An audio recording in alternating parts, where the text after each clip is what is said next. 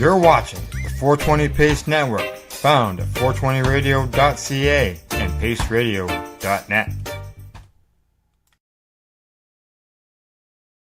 I'm already into the 420, damn it! So what are you doing? Nothing? Why not? Trying to get on this Lifestyle Radio website. Sounds like a cool website. Yeah, it's alright. Oh, wait, I might have it. You might have it. You're listening to Lifestyle Radio. The opinions expressed during this show are those of the individual participants and do not necessarily reflect the opinions of their associated organizations or Lifestyle Radio. You like music, you like weed, well, we gonna be good friends indeed. This is not much I like more than smoking trees. They'll make you dance the do-si-do and teach you how the chiba grows. Smoke a bowl on the 420 radio show. On Lifestyle Radio. What? Hi, how are you? How high are you? Lenny's got his puppy. Morning. Let's see. No, this is a bum. Okay, sorry. You can't stick a puppy in my face at the beginning of a show, Len. I'm sorry. Anyways. Puppies. Yeah. Yes. Good morning, Ken. Good morning, Ken. Hi, how are you? G'day. So we're gonna, G'day, eh? we're going to be chatting with Ken Tovich from not FloraMax, FloraMax.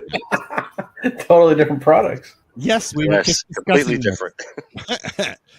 Ken's here to chat with the guys about, grow stuff, and I know nothing about it, so I'm going to let them do, and Mary Jane's going to move her microphone. Right. And I'm just going to watch the NHL playoffs. Okay. And we'd like Nice. we'd like some updates on that, though, Len. Yeah. Okay. He's going to watch the Leafs lose. Oh, really? I think they do lose tonight, to be honest. I don't play hockey or anything, so I don't care. Anyways, we're chatting with Ken. Hi, Ken. How are you? I'm going to let Marcel and Darcy and them. Don't do that, Lenny. You just really screwed me up, man. Okay, I'm putting Ken on. Go ahead, Marcel, because I'm just babbling at this point because you're not kicking in. Wake up. Pardon me? Kicking in for what? Don't look at me. I'm here just listening to Ken. Ken and I were chatting a few weeks back, and Ken said that he would like to come on and talk about organic growing of cannabis. And I, of course, got excited and said, yes, let's do this. And then he canceled on us. And then he COVIDed out on us and screwed up flights, and then he had to change, so we got him now. Are you back in Aussie world, Ken? I am. Yeah. Yeah. So so first, it's great to be back on the show. Thanks for the invitation, guys, and I'm sorry for piking that first time due to circumstances beyond my control. And Mary Jane, good to meet you. We haven't met before. I would have introduced myself, but you're getting a cup of tea. So anyway. Hello. Okay. And so Marcel, we got dangerously close to actually meeting in person. Yes. Because and I was able to meet some of the other fine participants on this excellent vehicle for communication and discussion of all things cannabis. But I'm coming off. I was over in North America for probably 11 weeks on a marketing trip for FloraMax because we have been sort of restricted for travel, locked down for 2 years with COVID, so having to make up for some ground. So it was a good opportunity to get out and actually meet just 2 years out of the North American game. But obviously with legalization in Canada and the US, the industry has moved ahead there, I would say, in terms of growing practices from what I'm seeing in other countries. So in that time, in the 2 months, there was a couple of things that really struck me, and that prompted the comment to you, Marcel, about sort of organic growing. So that's sort of how it's all happened. And that, just to make excuses, I did catch COVID that first time and got stuck in transit, so was unable to attend the show the first time that I committed. So I didn't know that you actually had COVID. I thought he was joking around. Sorry. Yeah, Yeah, okay. So I'm just full of shit, right? So, yeah, anyway, so there being a bit of pressure on me now. Feel free to jump in, interject with questions and stuff. But do you just want me to ramble on about what I've been hearing regarding sort of that trend? Do what you do. Okay, well, I'll just feel free to interrupt anyone. But so the first thing, sort of for our business, one thing that we've noticed, and actually the whole industry has noticed in North America, is probably with COVID, there was a big increase in growing the first year of COVID, and then which of course led to the second year to an oversupply. I'm not sure if that situation is. I think that situation is sort of developed in Canada as well, but certainly in the U.S. The price of pounds has come right down. Wholesale price. I'm not sure what happens at the dispensary, but there's just a whole lot of product out there. So in that, I hosted a breakfast for a group of commercial growers in San Jose, and they were all sort of laughing. If you're growing average product right now, you probably need to sit this one out. You need to take the family, go on holiday or something like that. But because it's very difficult to get rid of your crop if it's simply average. And it's interesting because that, in a way, has been good for the industry because it's forced a flight to quality. Because it's kind of like in a world of 10-cent Coors Light, if your fancy microbrew is 20 cents, you just pay an extra 10 cents and get the good stuff because it's still only 20 cents. So that's sort of seeing that in dispensaries and the legal markets in the U.S. Product has just become quite inexpensive, and the quality has gone way up. So if you're growing good product like AAA Fire, you're gonna have a good chance at still making a living cultivating. But a lot of the average stuff is just sort of sitting there, and that it's created a problem there. So anyway, how does that relate to organic growing? Well, organics are increasingly being seen, and I would say I do like these unofficial polls in terms of when I meet with commercial growers in terms of what they're trying to achieve or whether they see the direction with their cultivation in the coming months, coming years, that kind of thing. And overwhelmingly, and I would say by overwhelmingly over 90%, are trying to find ways to incorporate at different levels various organic means to increase the quality of their crop. So that was quite interesting to me. It does happen to, while I make a shameless plug for the company, it does happen to play into FloraMax because we are a biosynthetic line with some very organic elements in some of our additives. That's sort of how that thinking has evolved. We're seeing a lot more in Canada here because of the home growing. We're seeing a lot more home growers wanting to go all full organic type thing for what they have at home, which is great. But it's a bit of a learning curve and it's hard to do with cannabis, in all honesty, to go full organic. I mean, yeah, you can do it, but there'll be deficiencies.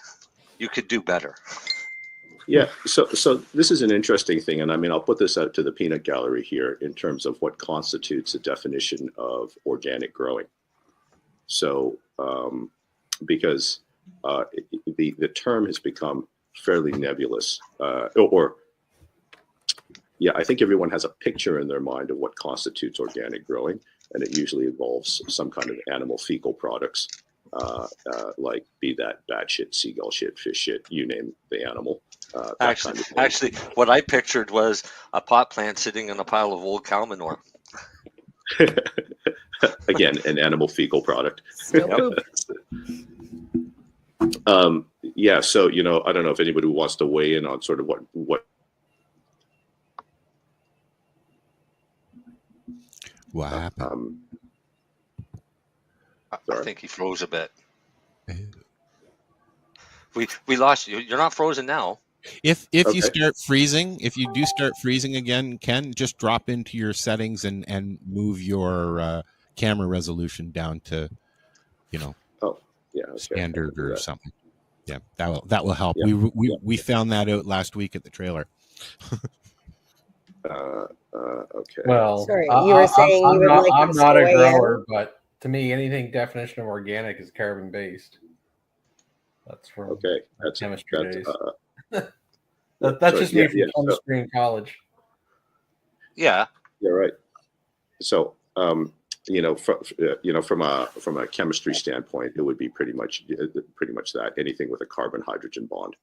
Right? Yeah, that So, again, I don't know if that's what everyone's really talking about, but that's what to me is, and most inorganic things are more like your just basic elements, things like calcium, magnesium, phosphorus, things like that. yeah. So, maybe a way of defining it actually is what isn't organic. So, and then Lenny, I think you're on the right track there with basically anything like mineral based, basically anything mineral based without that carbon hydrogen bond. Yeah. So, how that organic product looks can be an animal fecal product because they will all sort of contain that kind of or meet that definition chemically. But so I guess if you're taking what a lot of people could soil amendments, manure and soil, that kind of thing, or teas and bacteria and stuff like that. All that stuff, there's such a wide range of growing styles there in terms of how that's incorporated, but they all have that carbon hydrogen bond in there. So the opposite of what it isn't would be of what organic growing isn't, then would be the mineral-based side. And I think I've said this before, and you guys might know, sort of know my opinion on this, but in terms of why growers need to sort of consider everything. So there is definitely a shift towards organic growing, but I think, Marcel, you just sort of said that they may suffer deficiencies. So most certainly 100% organic product, kind of raw organic product cultivation usually results in smaller yields, sometimes excellent quality, but probably definitely the yields start to hurt. So, and that's why there probably is a strong case for some sort of mineral-based component. At the end, whether your calcium or your magnesium comes from a liquid nutrient, a powder, or whether it was just naturally present in the soil, it's still actually just a mineral-based component, and a lot of that stuff exists naturally and I guess there's various levels of fertilizers that will contain those things. So, but basically on that organic track, I think that's something that people are trying to improve that quality piece. I also think some people take the term organic and think it's just natural. Like, I don't know if they necessarily have the same picture as everybody. That's just what I think some people think it is sometimes. Yeah, so it's an interesting thing because we've actually done quite a lot of actually that's the angle of FloraMax, and a lot of the research that we've done sort of looks towards that organic space and why. So the advantages are can result in a more call it naturally created product is going to be probably probably a truer expression of the genetics of the plant.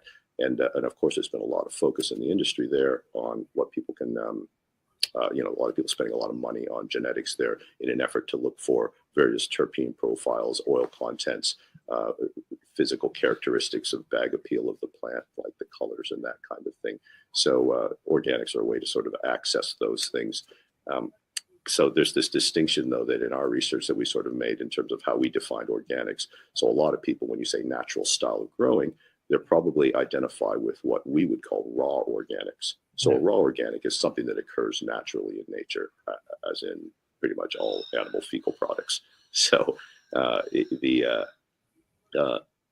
but it doesn't, they don't. So I think there's a distinction here because as the industry evolves, I think what we're going to see is a move away from raw organics because there are some problems associated with it.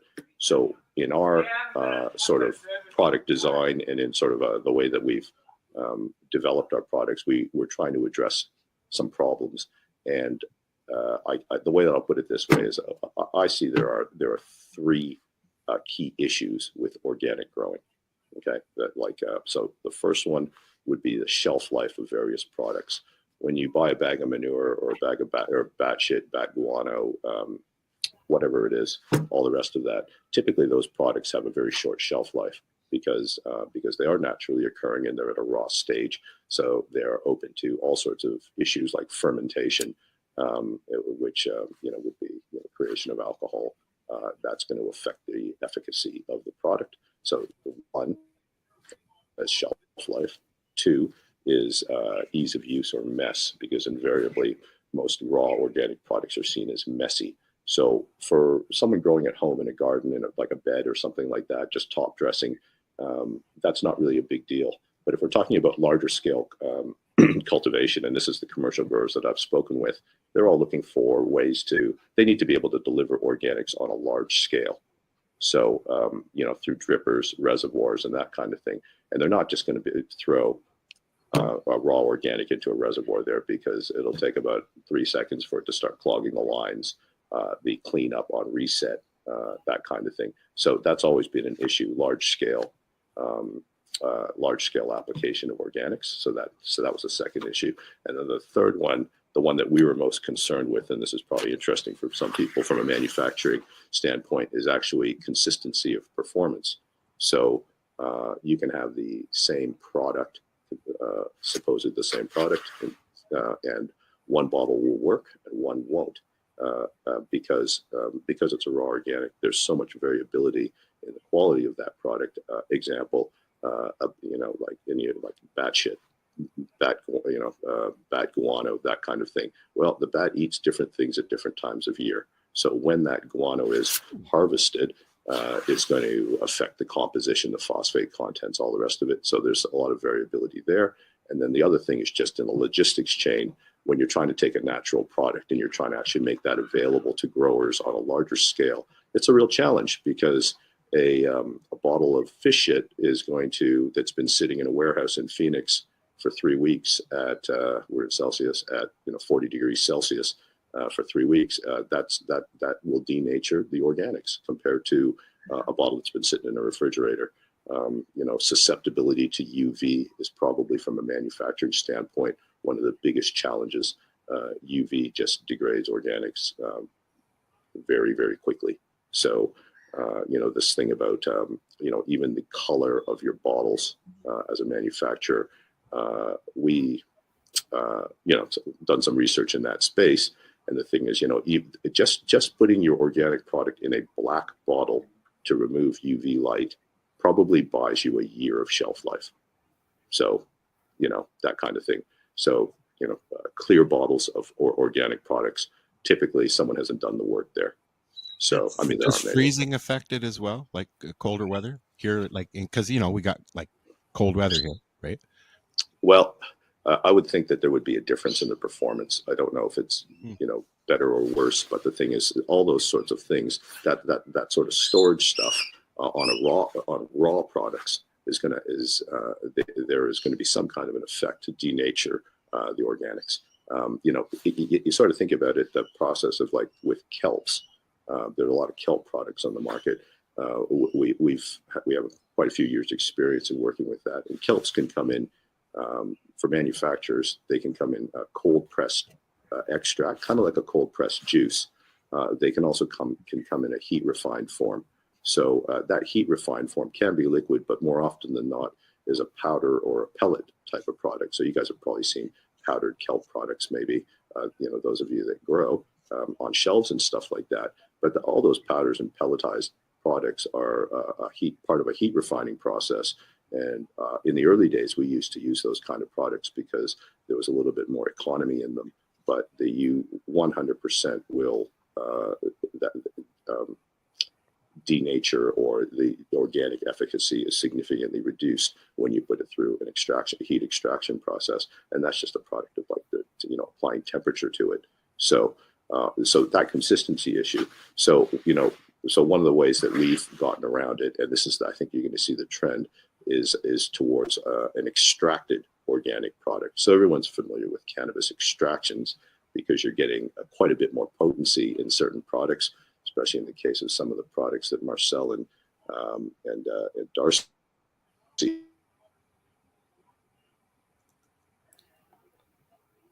think we've lost Ken for a minute. He'll be back. Have I lost you? There we go. You just froze up there. Yeah. Yeah. Okay. Maybe drop your video down to another notch. I actually did. Yeah, but I may just do that every once in a while. He sort of literally is on the other side of the world, so it's gonna happen. I was about to say that he is on the other side of the world. And it's winter. Yeah. Well, this is the. That ain't fucking winter. And he's You guys a are- winner.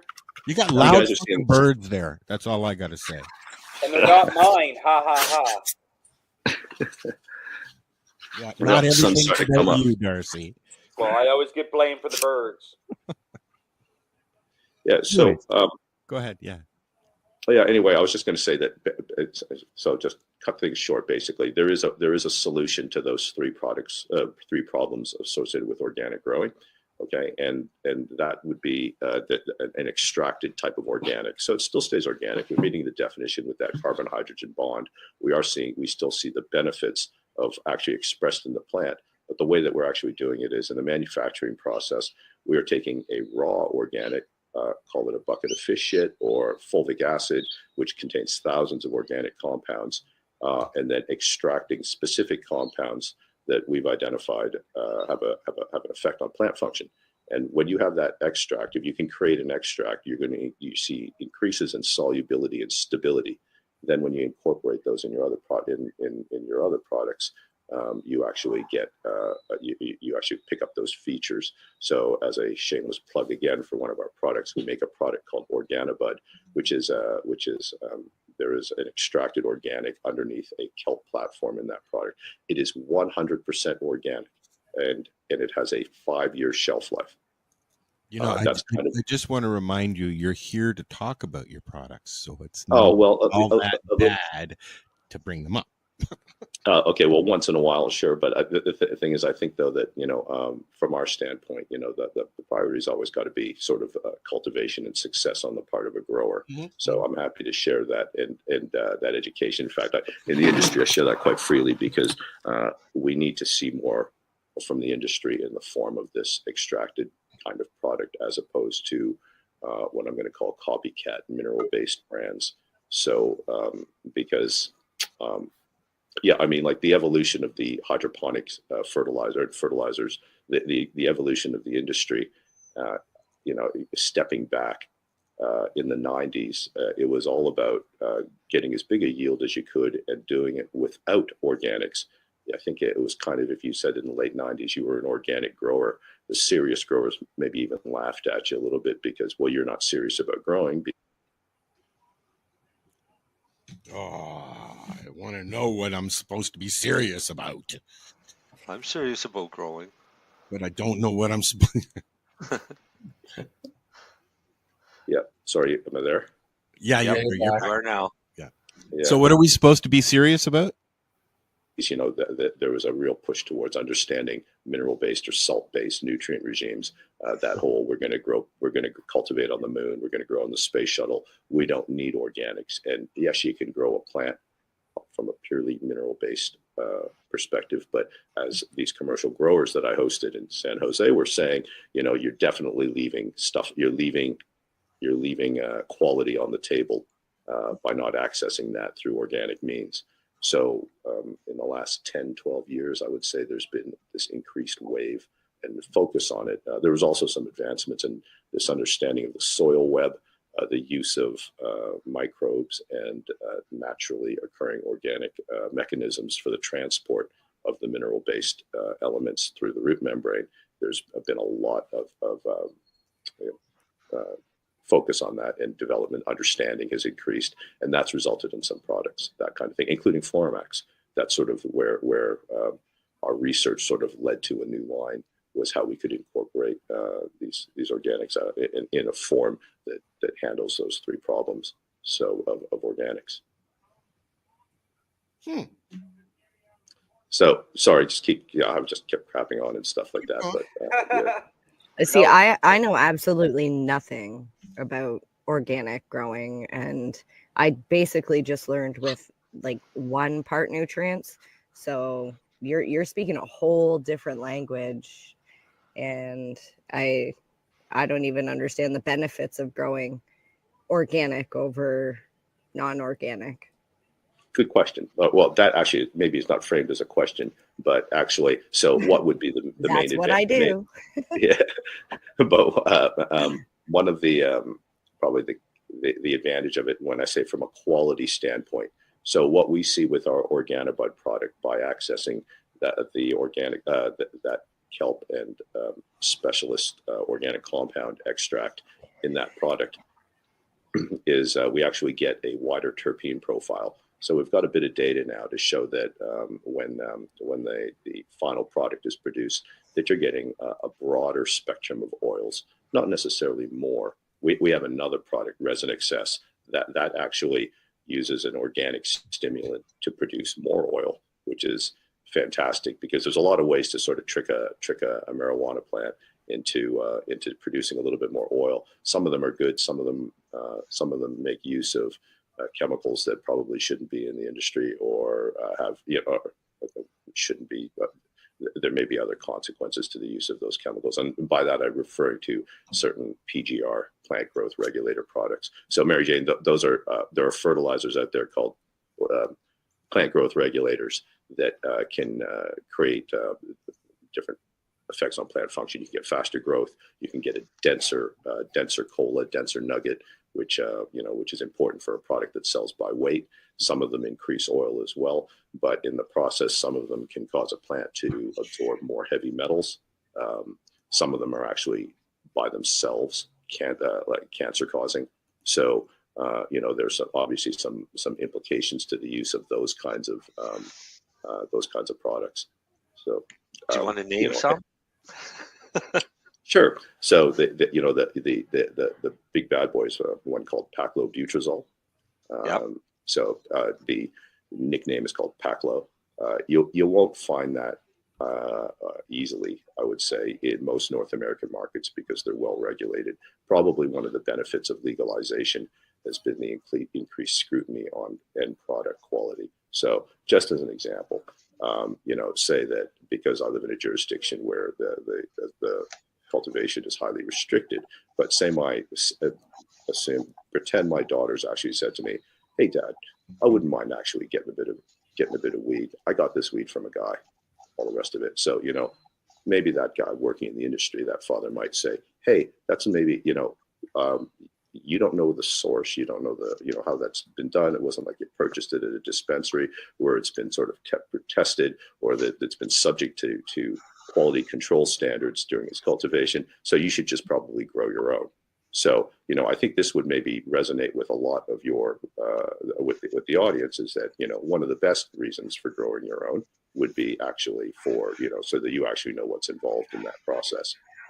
And to sort of establish quality. The other way to do it is to purchase it from a reputable source, which is available in those legal markets in Canada and the US, but the rest of the world maybe doesn't have that luxury. So, Mary Jane, you were saying the benefits of organic growing, you're using a one part, if you're saying you're using a 1 part nutrient, that is going to be a mineral-based, that will be a mineral-based additive. And the best way to sort of incorporate is continue using that and then put on some kind of an additive on top. Mary Jane, where are you located? In Ontario. Okay. So, I could probably get you a sample of that, of our Organobud, that kelp product.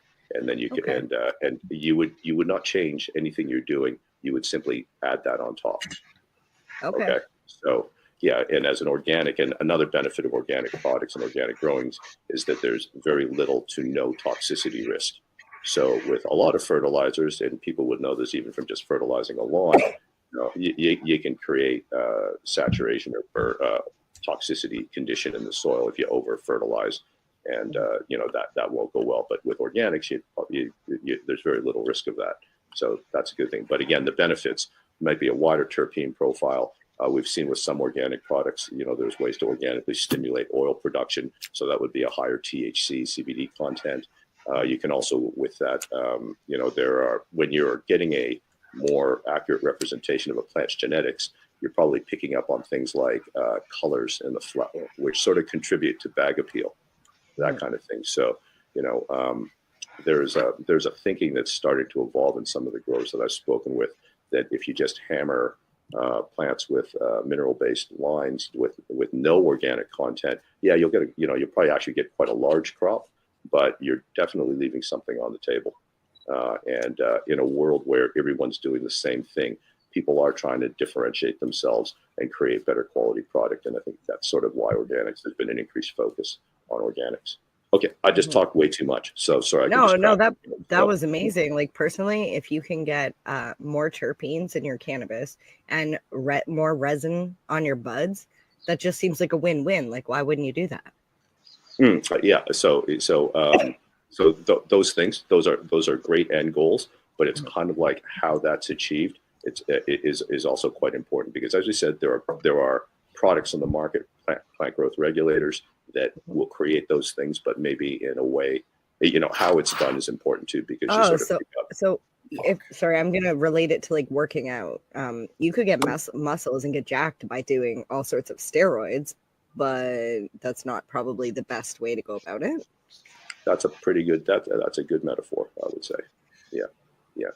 So, yeah, how it's done. Is I'm on TV. Okay, now get me gone. Okay. All right.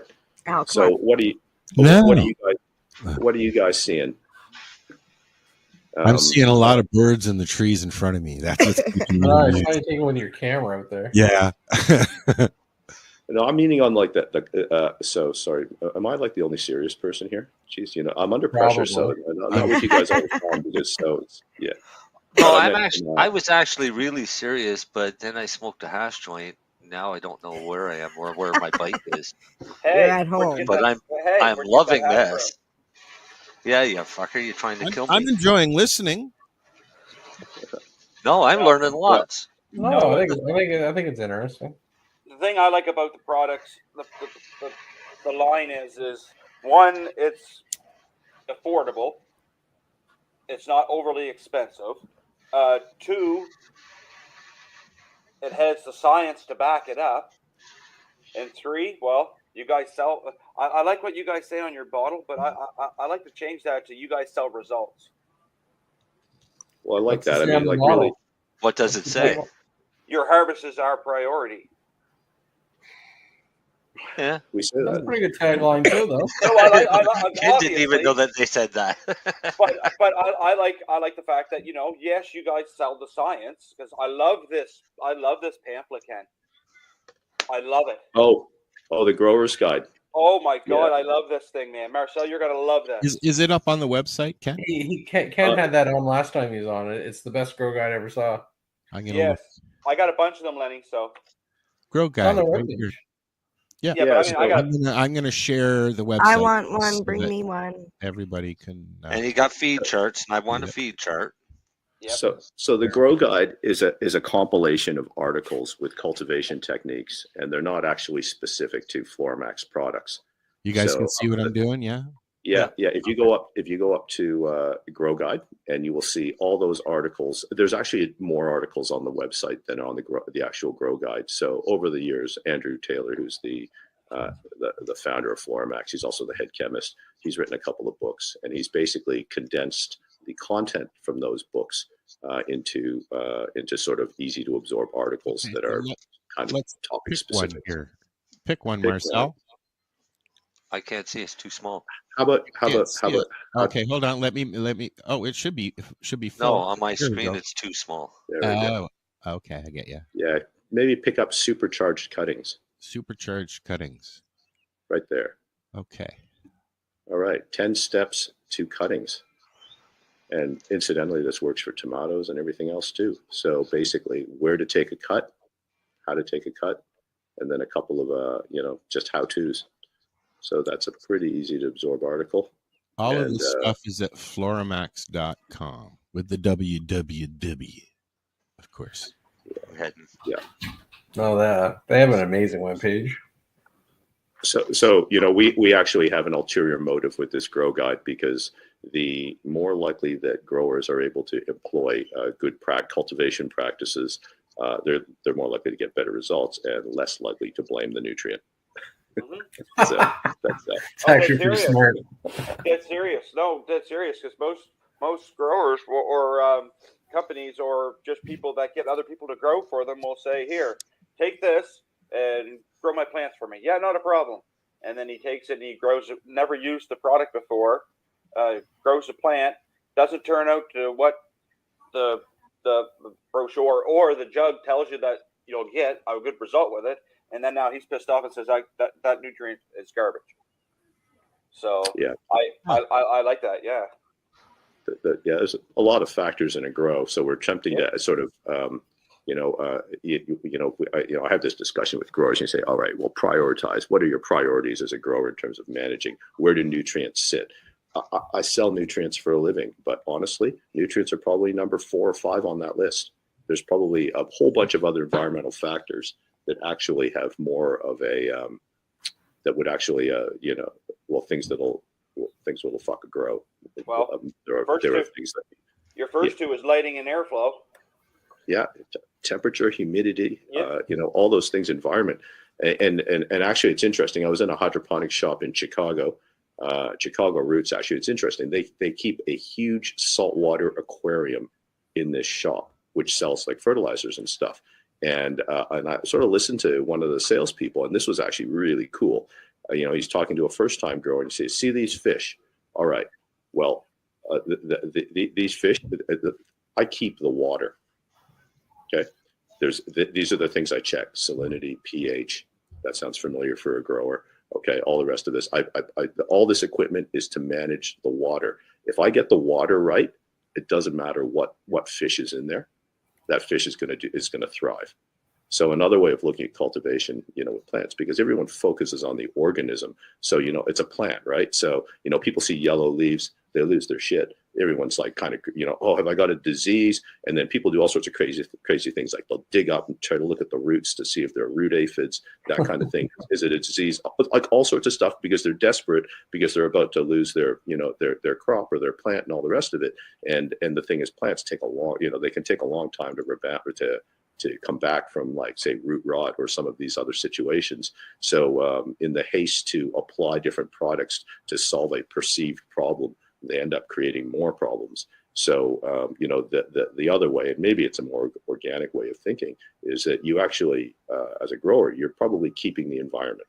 If you get that humidity, temperature, light right, all the rest of it, if your humidity is too high, powdery mildew is going to be a significant risk.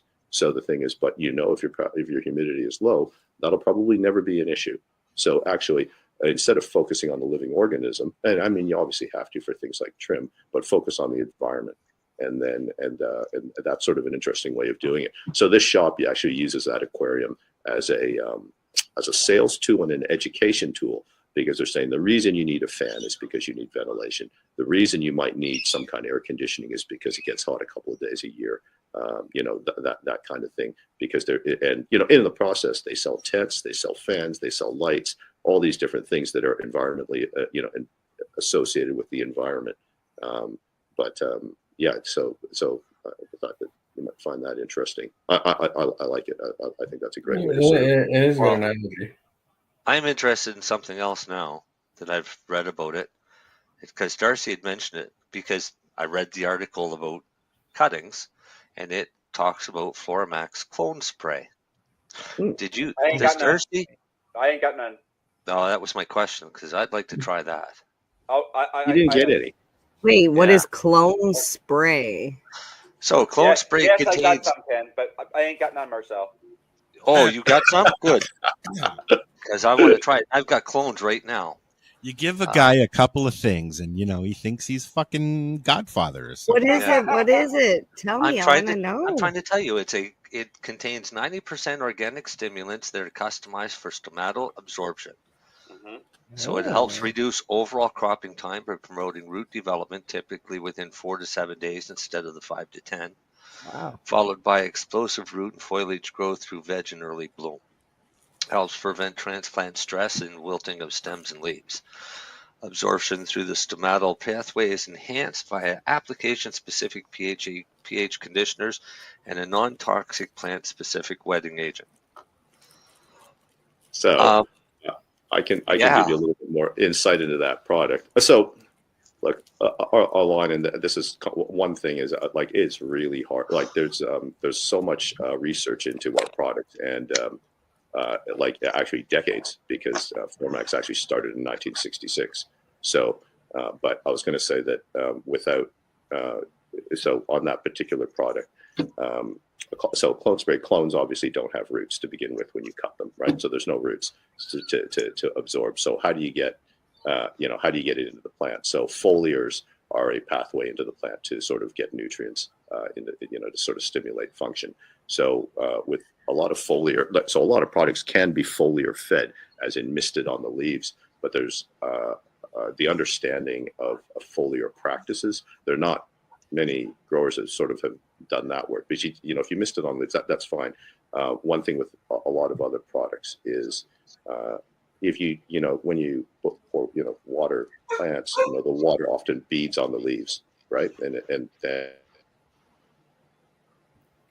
then the freeze up there, Ken. I'll come back. Can you hear me audio wise when that blips? Okay. Anyway, back. Still going. Okay. I was going to say that in order to get that stuff into the plant, you need a wetting agent, and a wetting agent basically will break that. There's basically a magnetic charge and the hydrophobic quality of a leaf, and it allowed it to absorb into the leaf. So clone spray being designed as a foliar from the beginning. A lot of foliars you have to add a wetting agent. We actually incorporate one, and then actually that wetting agent. There's what's a really small detail, but is actually quite important, is that it actually has to be pH balanced as well to sort of optimize absorption into the leaf. So people will buy commercial wetting agents without any kind of understanding of that pH balance and stuff. And look, it won't be 0% of efficacy. It'll still work, but there'll be some kind of performance loss if that pH isn't managed. But if you live somewhere with good water conditions, then that's not an issue. But results may vary.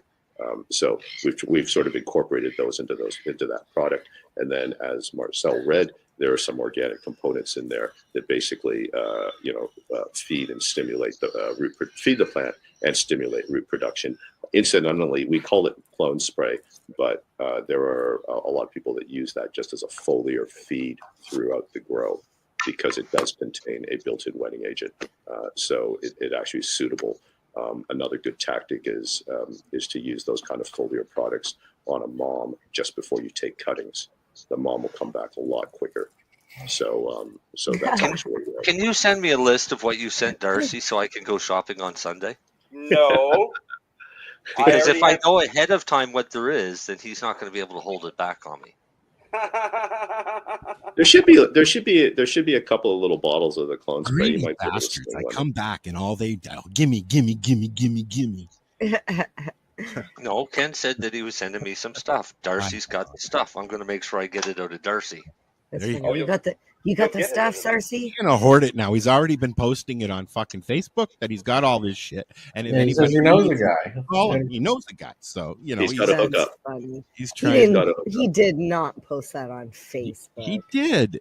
No, he knows didn't. A guy. That was a private message. I was going to say I use a product that I put with my water after I use my rooting hormone when I do my cuttings. And I'm thinking it's a mineral based. Is it called Olivia Clone Solution? No, it's actually so I use oh my God, what is that rooting agent that's a powder?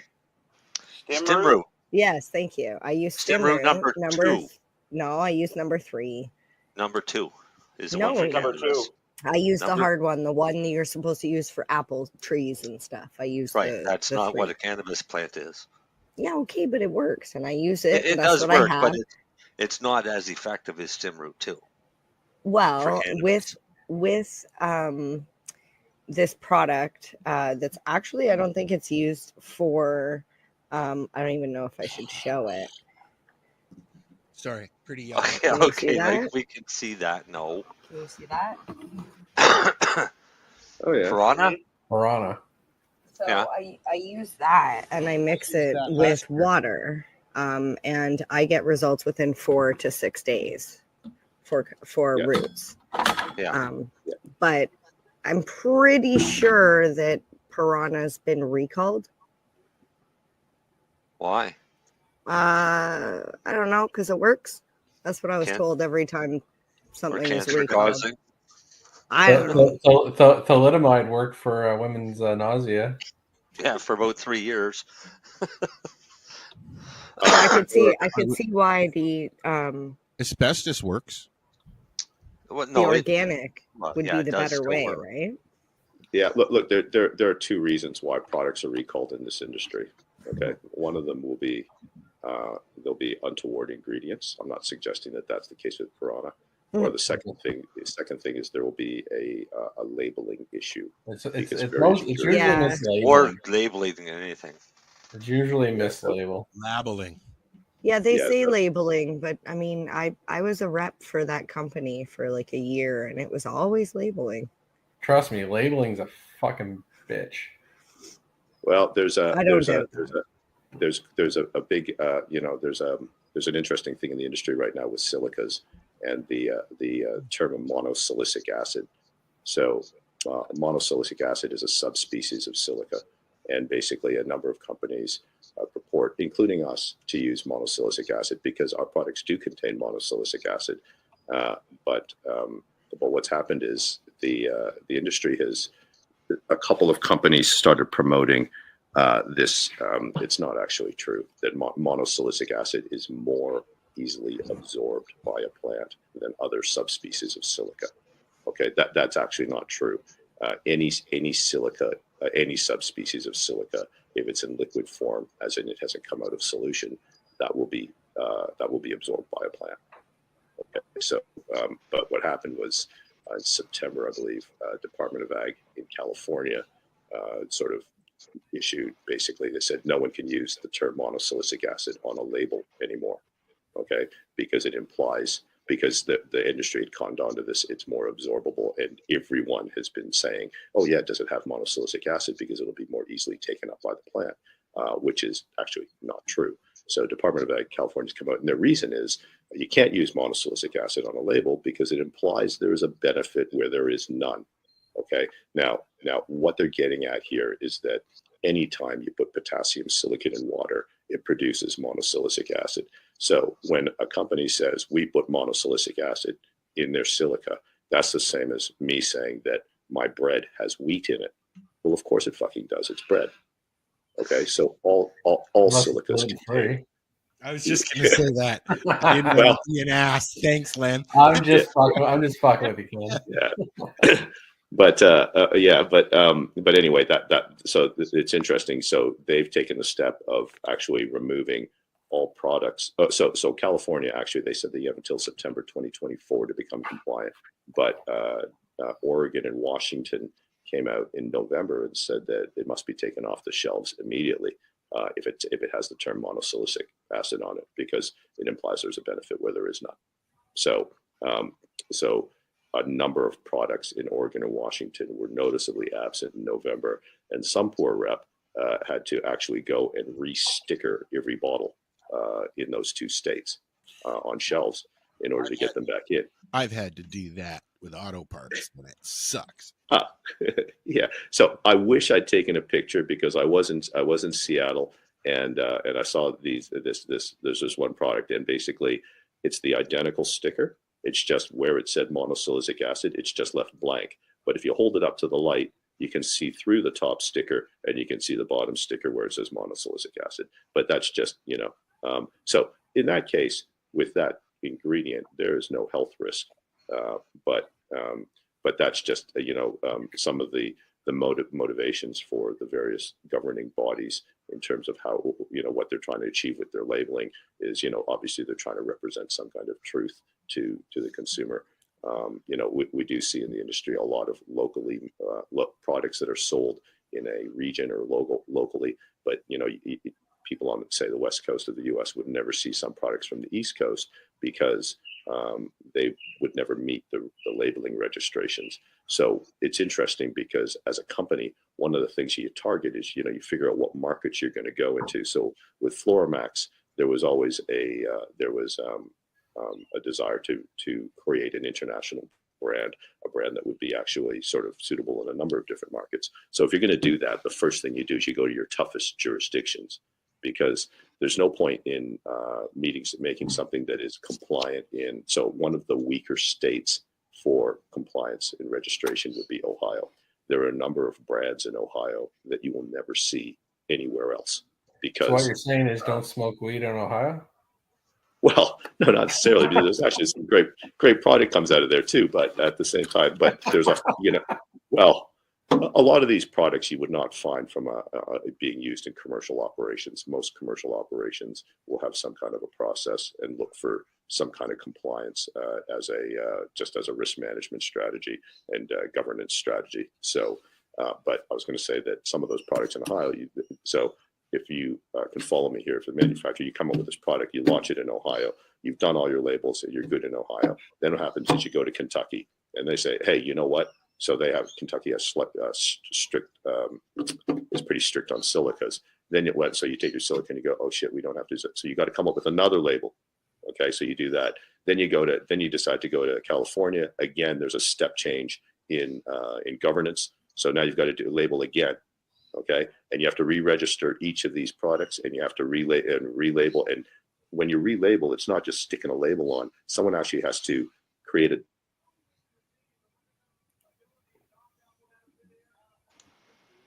Frozen. Really interesting.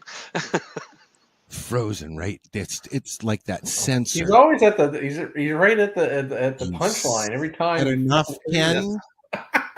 Fuck off. You know what? The guy that killed JFK, what? Yeah, exactly.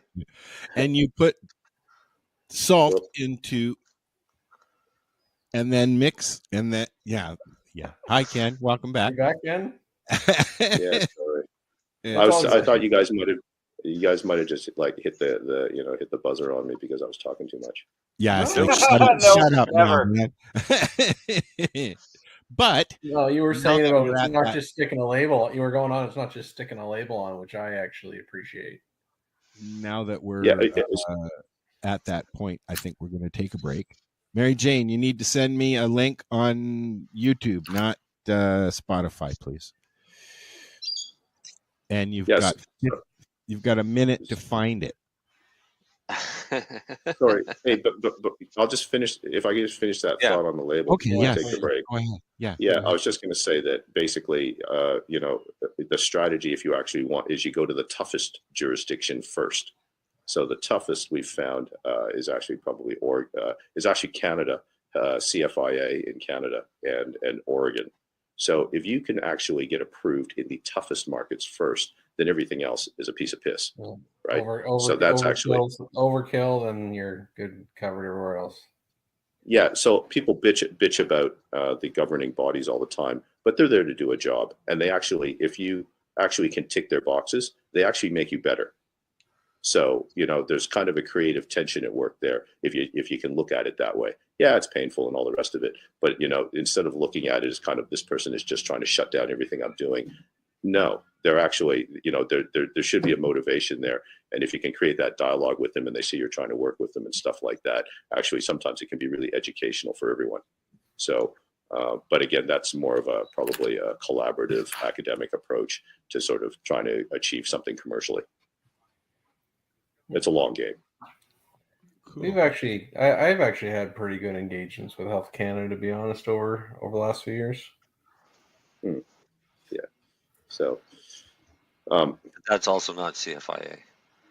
No, but just anything like regulatory wise, it's they're not. Again, I'm not saying the politicians, the legislations always, and the acts are always correct. But at least your inspectors and the people you work with daily, they're not trying to be they're trying to work within the parameters they're given, but they're trying to be helpful. Is what I've always discovered.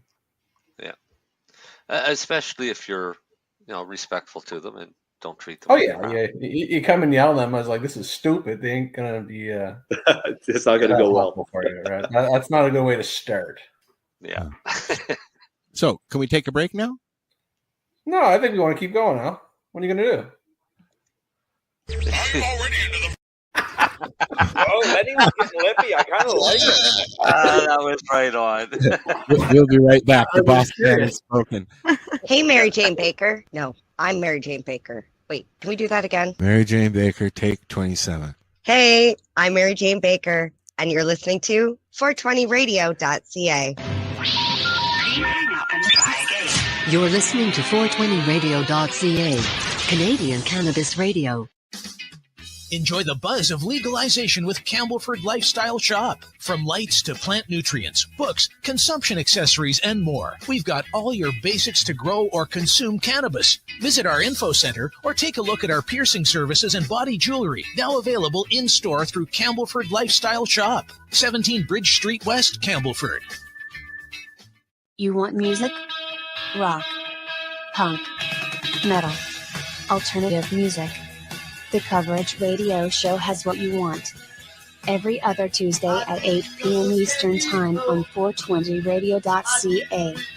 Hosted by DJ Michael Alvich, bringing you new and retro tunes from both major and independent labels. Only on the Coverage Radio Show. Radio Show. Radio Show.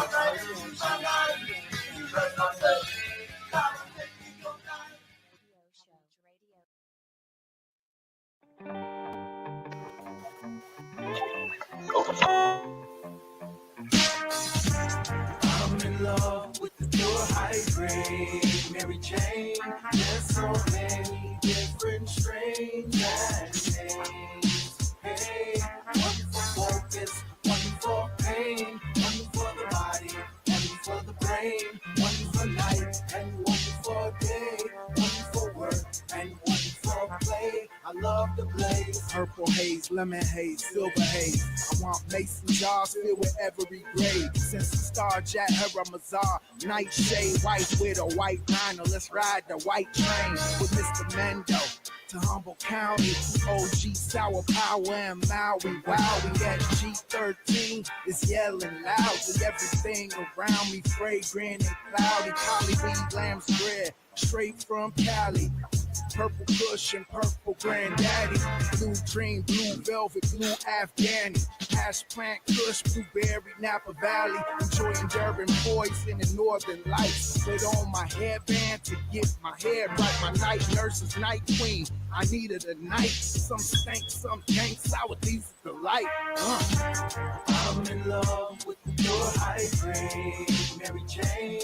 There's so many different strains and names. Hey, one for focus, one for pain, one for the body, one for the brain, one for night and one for day, one for work and one for play. I love the blaze. About 34 different OG cushions. Skywalker, Tahoe, Girl Scout cookies. Critical mass and tangerine hash. Super crystal, blackjack and green crack. Power plant, King's bread, Romulan. Blackberry Kush, Royal Flush, and Harlequin Chocolate. I'm buried in smoking lost. Off that great white chalk and strawberry cough. We can't dismiss Indy 99 or Swiss Miss. The white mighty Pineapple Express.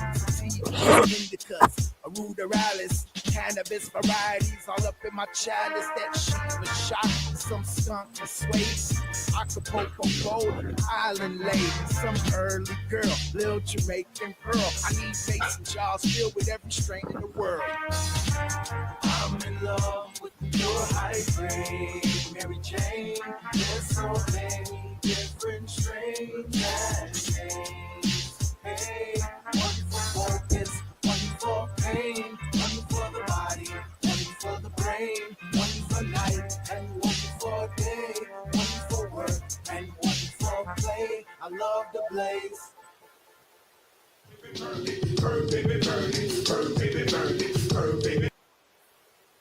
I like to blaze too.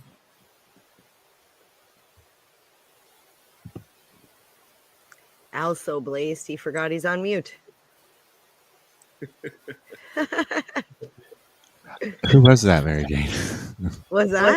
Who was that? You chose it. So. Illuminati Congo. Okay, I like that. If anybody's interested, I have a whole playlist on Spotify with songs just titled Mary Jane. Huh. Yeah, look that's one of. You would be surprised how many songs there are with the name Mary Jane. Oh, I know. I think I've probably made that search myself a few times. So I'm this sad is to say none of them are about me, though. Oh, well, you know, the Not ego yet. gets struck down every now and then. No, I it missed just the whole grows song. every time it gets struck down. It gets bigger. The demon gets bigger. The bigger. So this is the 420 radio show with the demon Mary Jane. We're chatting with Ken from FloraMax. FloraMax. I know. Jeez. Of course, I know. I've said it so many times now. You I have know. benign prostatic hypertrophy, Al. What was that? My large prostate. Yeah, I do. And I'm actually on FloraMax. So, yeah, there you go. That's funny. But anyway, so FloraMax is a, I don't want to say the wrong thing. So I'm going to just, if you could just give No. You say what FloraMax is, Al. It's a chemical you put in your plants to make them grow better and do things. No, it's no. not a Never did chemical. they say chemical. See, that's why I Organic. didn't want to say it, bonehead. Organic. It's But not that's a why- chemical. Well, It's a bunch of natural would still ingredients chemical. all put together, and then Ken kisses every bottle as they go out of the warehouse. Comes from spit from Australia. Can I guess? Like Yes, yeah, based go on I'm Go gonna ahead. say it's an organic concentrated nutrient or additive for your That would be a good. a better Can I try? Yes, please. Can you tell us? I would say that FloraMax is a full range of cannabis-specific nutrients for Stop all your reading off the growing webpage, needs. you fucking sheep. Organic. That's off the You top forgot of my the word head. Organic. It's not all organic though, so He's I'm No, not reading going the fucking they have website. minerals too. right. They've got because it's not all organic. That's not what I would lead with. It's a full range of cannabis products. Because you do have some non-organic products, don't you? Absolutely. Some So- or what they call now synthetics. Like minerals, like minerals, like the plants do need them. Yeah. Yes. Salt-based mineral. So there are salt-based. So it is minerals. there's a bunch of products. Mhm. Some of them are mineral-based. Some of them are organic, 100% organic, and some of them are actually a combination of the two. And that's probably where we're a little bit different because we're probably one of the first lines to actually be truly biosynthetic, as in have components of both in the same product.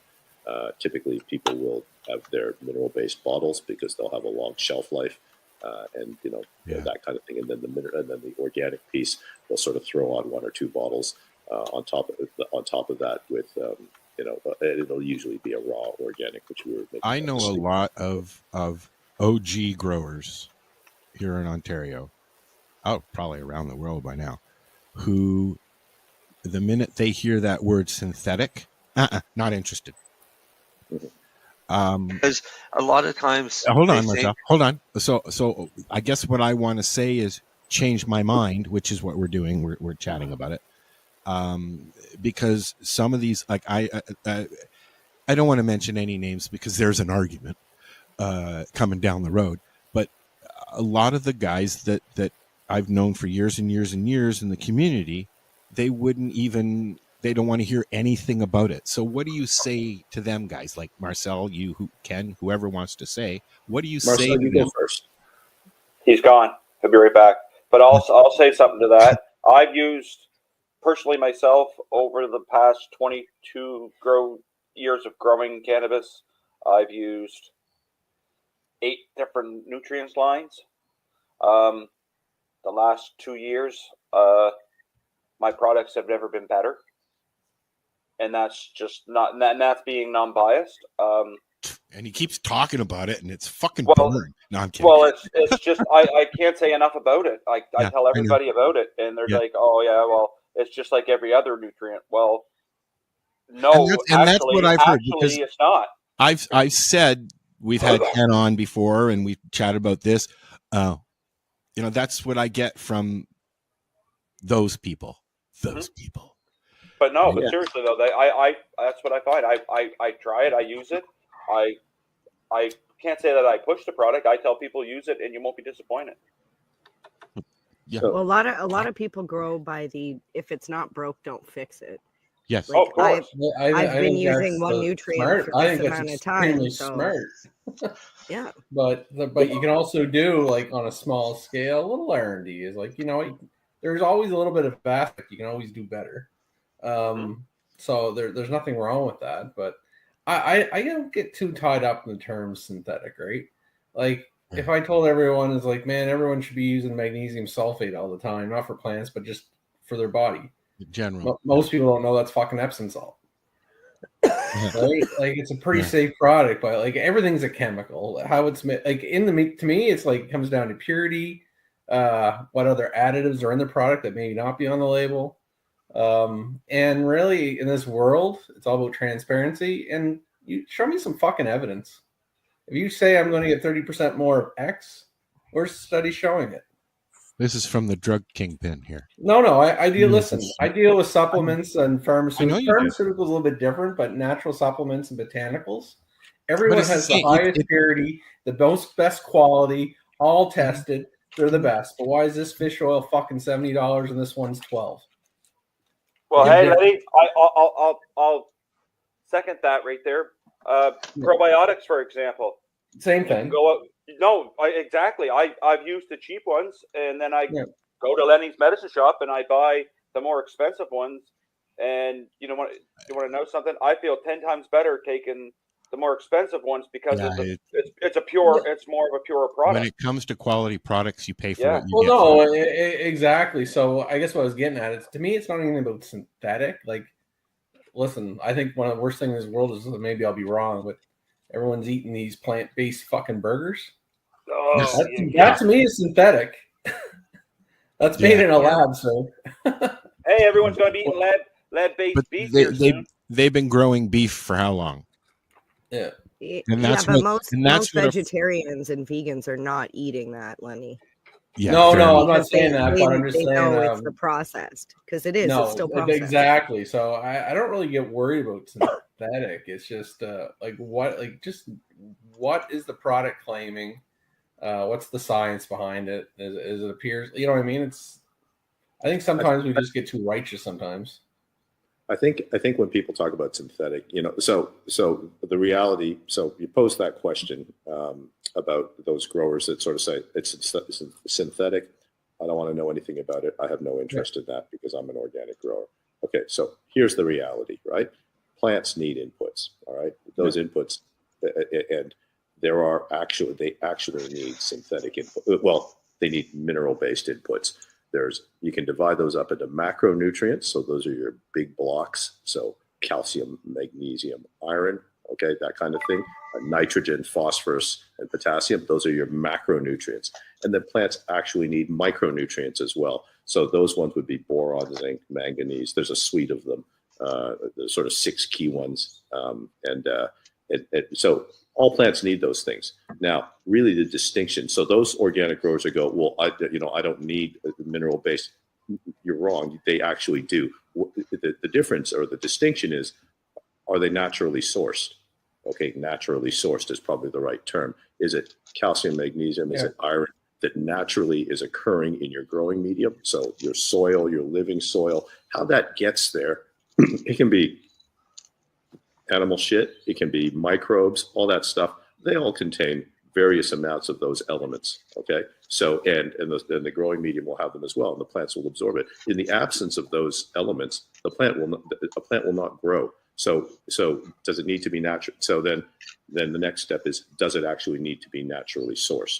Okay, so some people feel they get a better end result with if it is naturally sourced. But a big problem with a lot of living soils, and because we get compared with, they'll say, oh, I'm going to compare your products versus a living soil, and I'll just say it's actually it's not a fair comparison, because most soils over 12-month grow the naturally occurring elements in there will deplete over time. There is not as much calcium at the end of the grow as at the start of the grow, probably when the plant needs it. So it's never a fair shootout, and that's why I sort of say to the organic growers, I say that's not really the right way to do it. But people use fertilizers for all. There's got to be a way to inject or to replace the minerals that have been depleted in the soil. So people do things like they top dress with manure, they put kelp on it and stuff like that.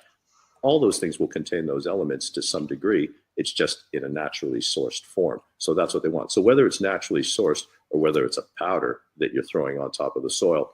I don't know. People need to make that judgment as to what they want. If they feel better about it because it came from kelp, there's no way the concentrations are going to be as high as if it was in powder or in a purposely made nutrient.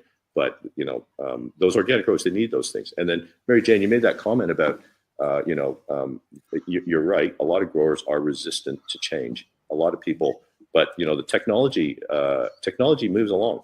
So, I have a 20-year-old Nokia cell phone. It works. There's nothing wrong with it. Yeah. Okay. That's but crazy. I don't use it anymore. So, I have to concede the fact that maybe things have gotten better. I love that phone. I used to do a lot of, it was amazing. So I want to know, is it a flip phone? People like or BlackBerry? Is it a 5190? It's actually. Anyone still rock the BlackBerry? Yeah. I still have Blackberries, and I still have my BlackBerry. Motorola Razr flip phone. I've I just wanna gone rate from that. iPhone. I went from this an SE to this. Oh, you Can't guys see can't them. see it. We're watching Mary Jane roll a joint. Okay, hold on. Okay, so this is what I got now. Can't see it still because I'm. There we go. Oh, there you go. Yeah. Looks like a regular phone. So Ken, since Yeah, you brought it's A13. Since you brought it up about the living soil, what about living soil and enhancing it with FloraMax nutrients? Oh, so interesting trend. I think that so, and I respect. There's a lot of really some of them like kind of older cultivation techniques. There's this one, and I can't remember, but this Korean style of I'm trying to remember the term for it, where basically it's kind of like living replenishing biome kind of thing, and it's sort of using the offcuts and the unharvested parts of the plant to put nitrogen back in the soil and stuff like this. There's so that's a really natural kind of setup, and those kind of setups can take years to sort of take a little while to get them kind of cranking and get sort of that a really organic style that way.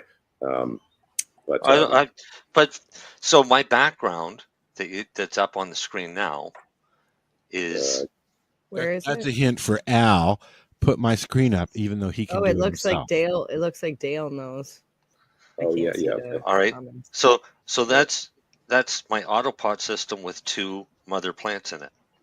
Mhm. And what I've got in it is kryptonite soil, which is like a living soil that's supposed to feed the entire thing. But I'm running an autopot system and running root excess and the 1-part formula.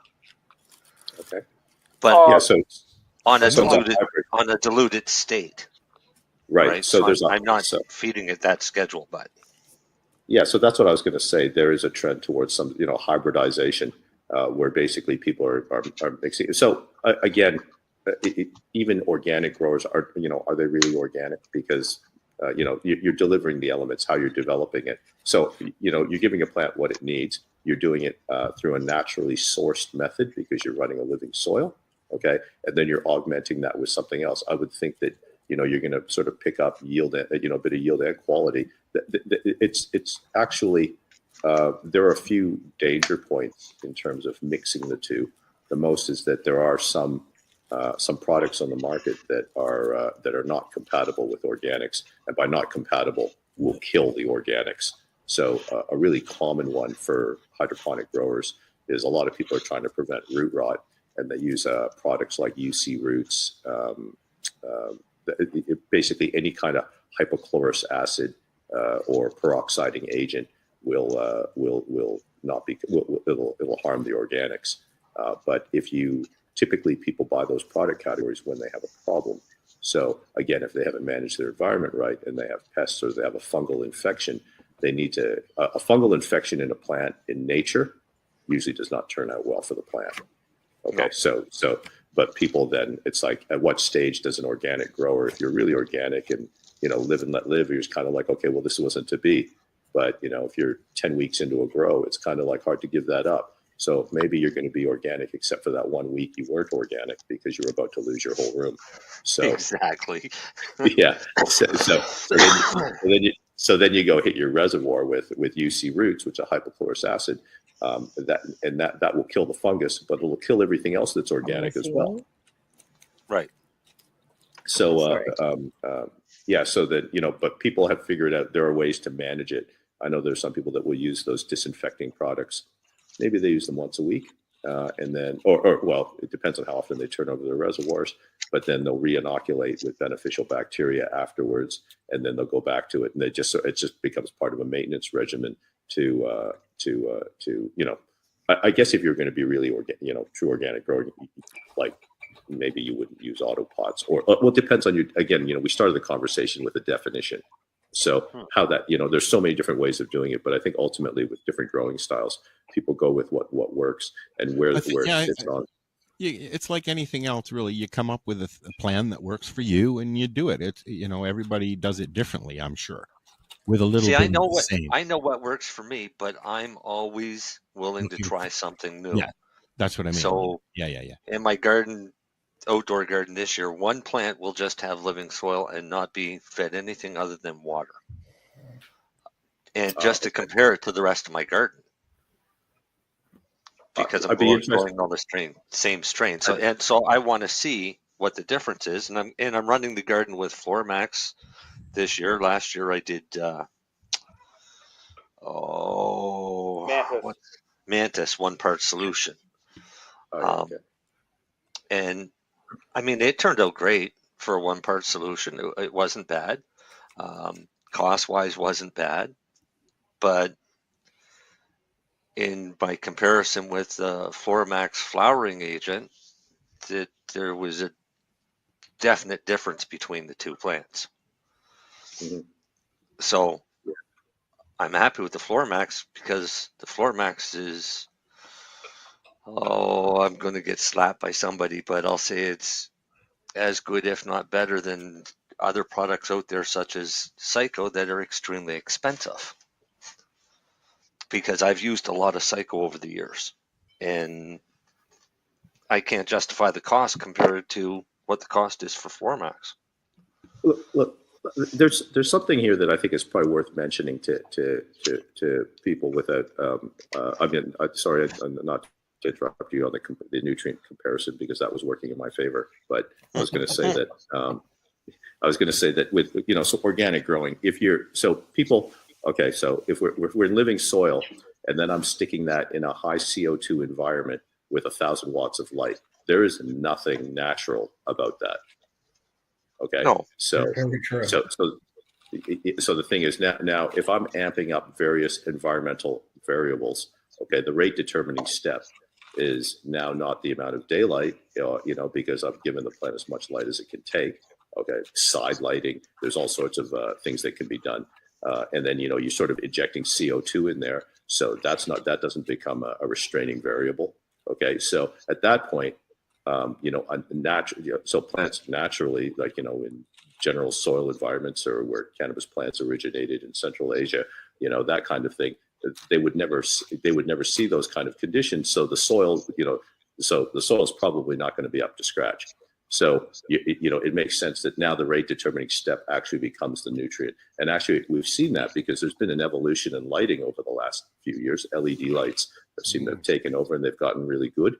And people in the quest to advance things, because humans are funny, we're always we're never satisfied. We're always trying to figure out ways to bigger and better, or that kind of thing. And part of this also is the benefit is, maybe quicker crop rotation, so that if people are trying to, this just doesn't apply to cannabis. I mean, we can sort of throw this out and say, like, the world's going to have a food problem. Okay. So, hydroponics is sort of seen as a way of managing that.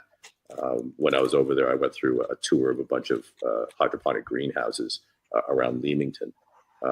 These operations, I don't know if anyone's ever driven down there around between sort of Windsor and sort of just southern Ontario down there.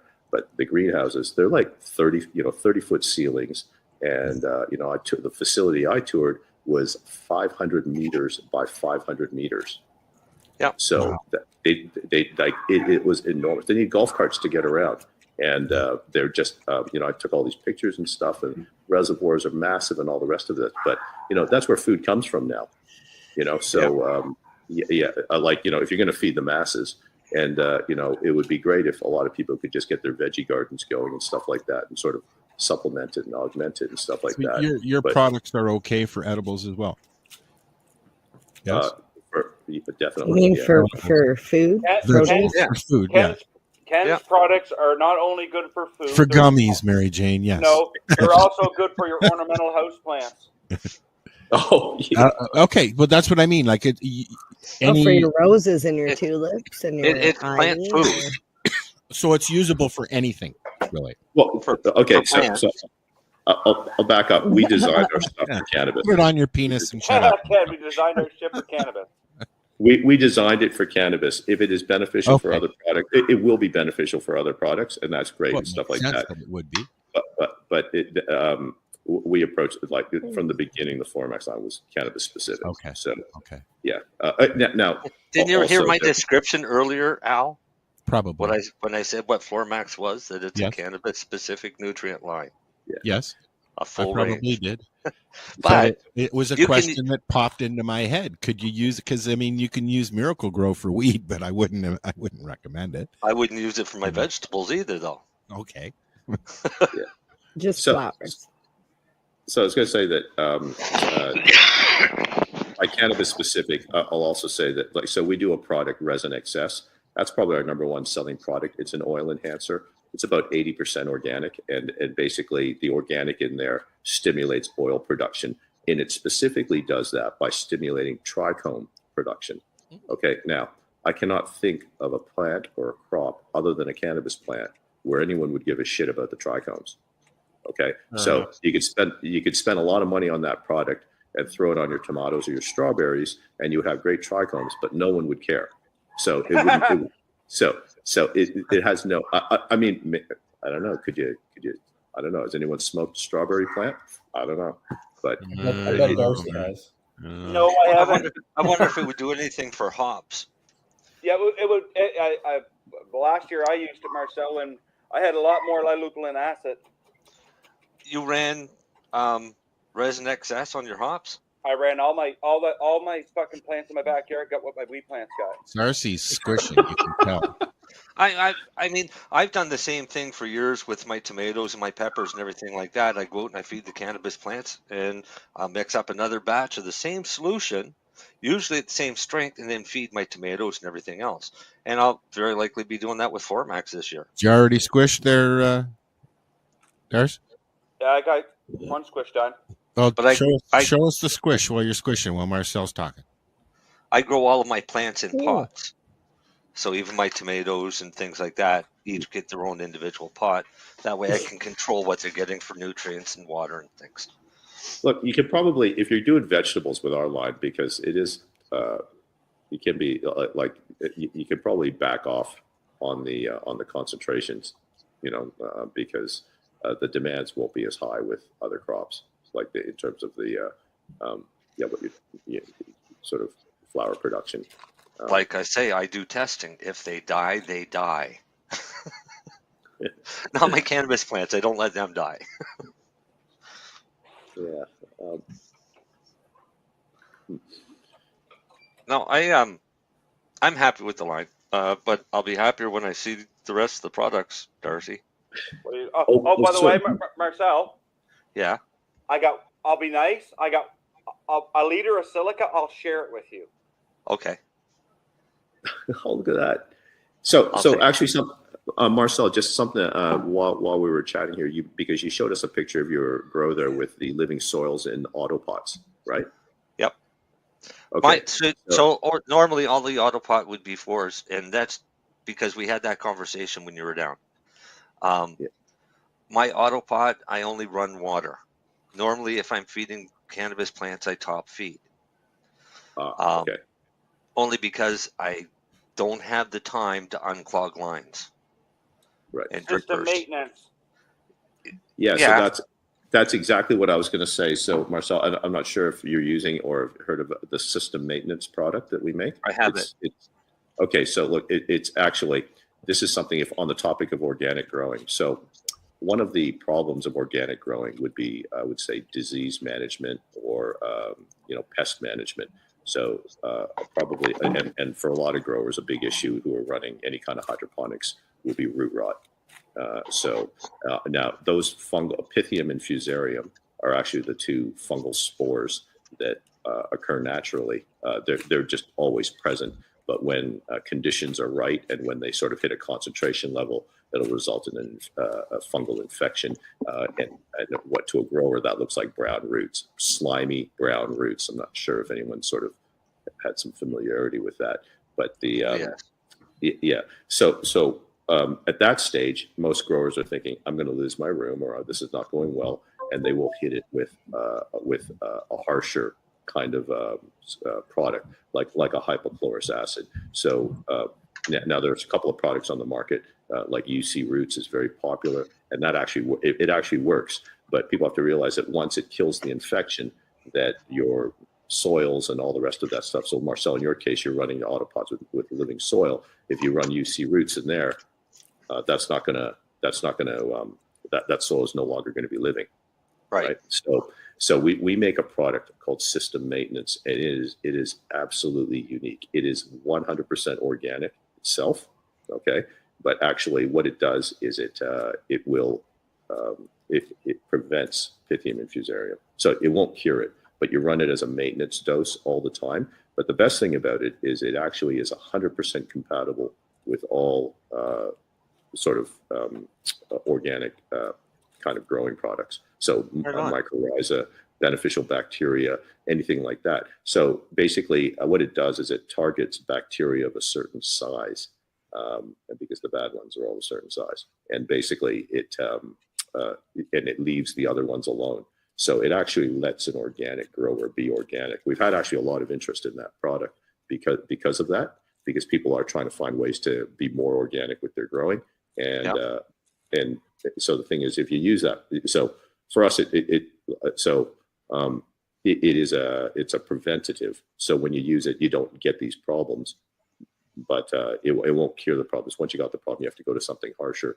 But the point is it allows a more kind of balanced cultivation in terms of keeping your organics happy, that kind of thing. But I mentioned that because if you're running a living soil, that's a good product to just run as a preventative all the time. It's a really low rate too, so it's not expensive, and it'll prevent those issues without kind of any of the negatives of killing all your microbes. Because a lot of people, we made this joke about, when I meet organic growers, people say, I'm 100% organic, I'm 100% organic, indoor and stuff. And I said, yeah, except for that week you had a problem.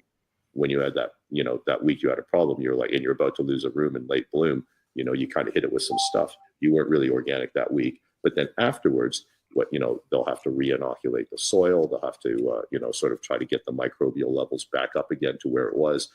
It's dangerous because if you actually do that too quick in an unbalanced sort of way, you risk, basically getting the infection again, whatever caused your problem in the first place. So, there's a lot going on there and a lot of risk in a grow. So this system maintenance product we make actually has become quite popular because it sort of helps manage that risk. And not only that, but you can also clean your tools with it.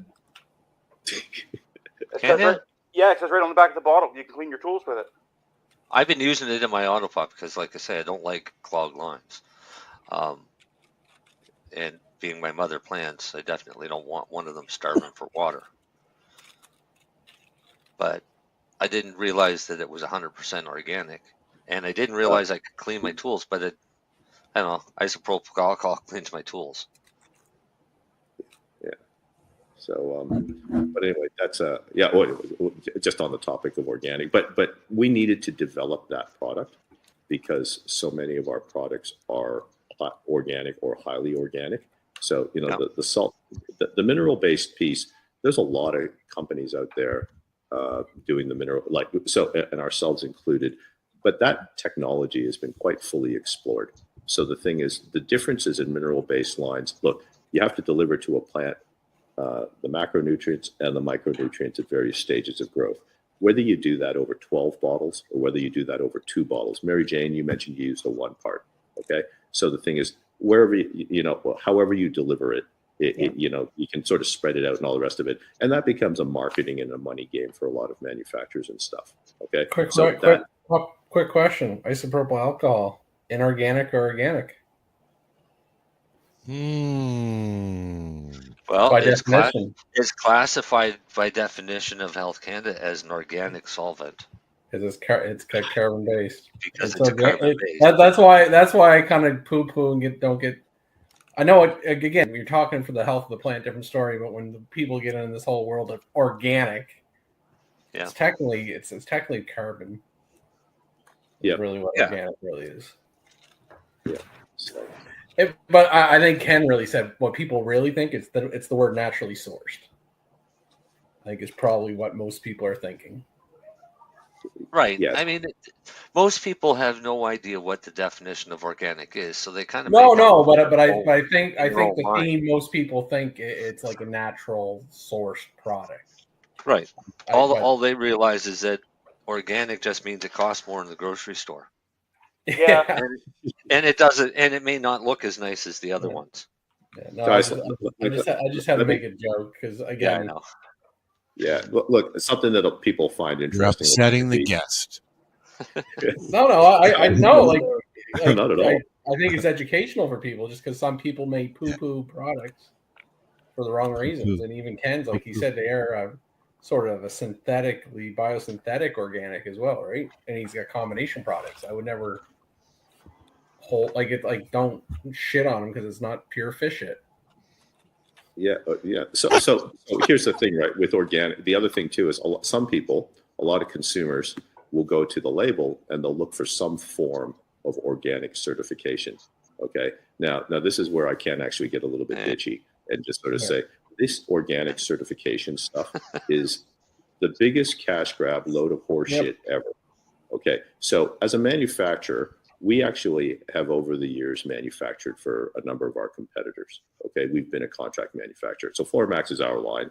Okay, but we've done other people's stuff. We've designed other people's stuff, and we've even pursued on behalf of other people organic certification. Okay, the organic certification thing. If people look into that process, it's just because it says organic on the label, it's really.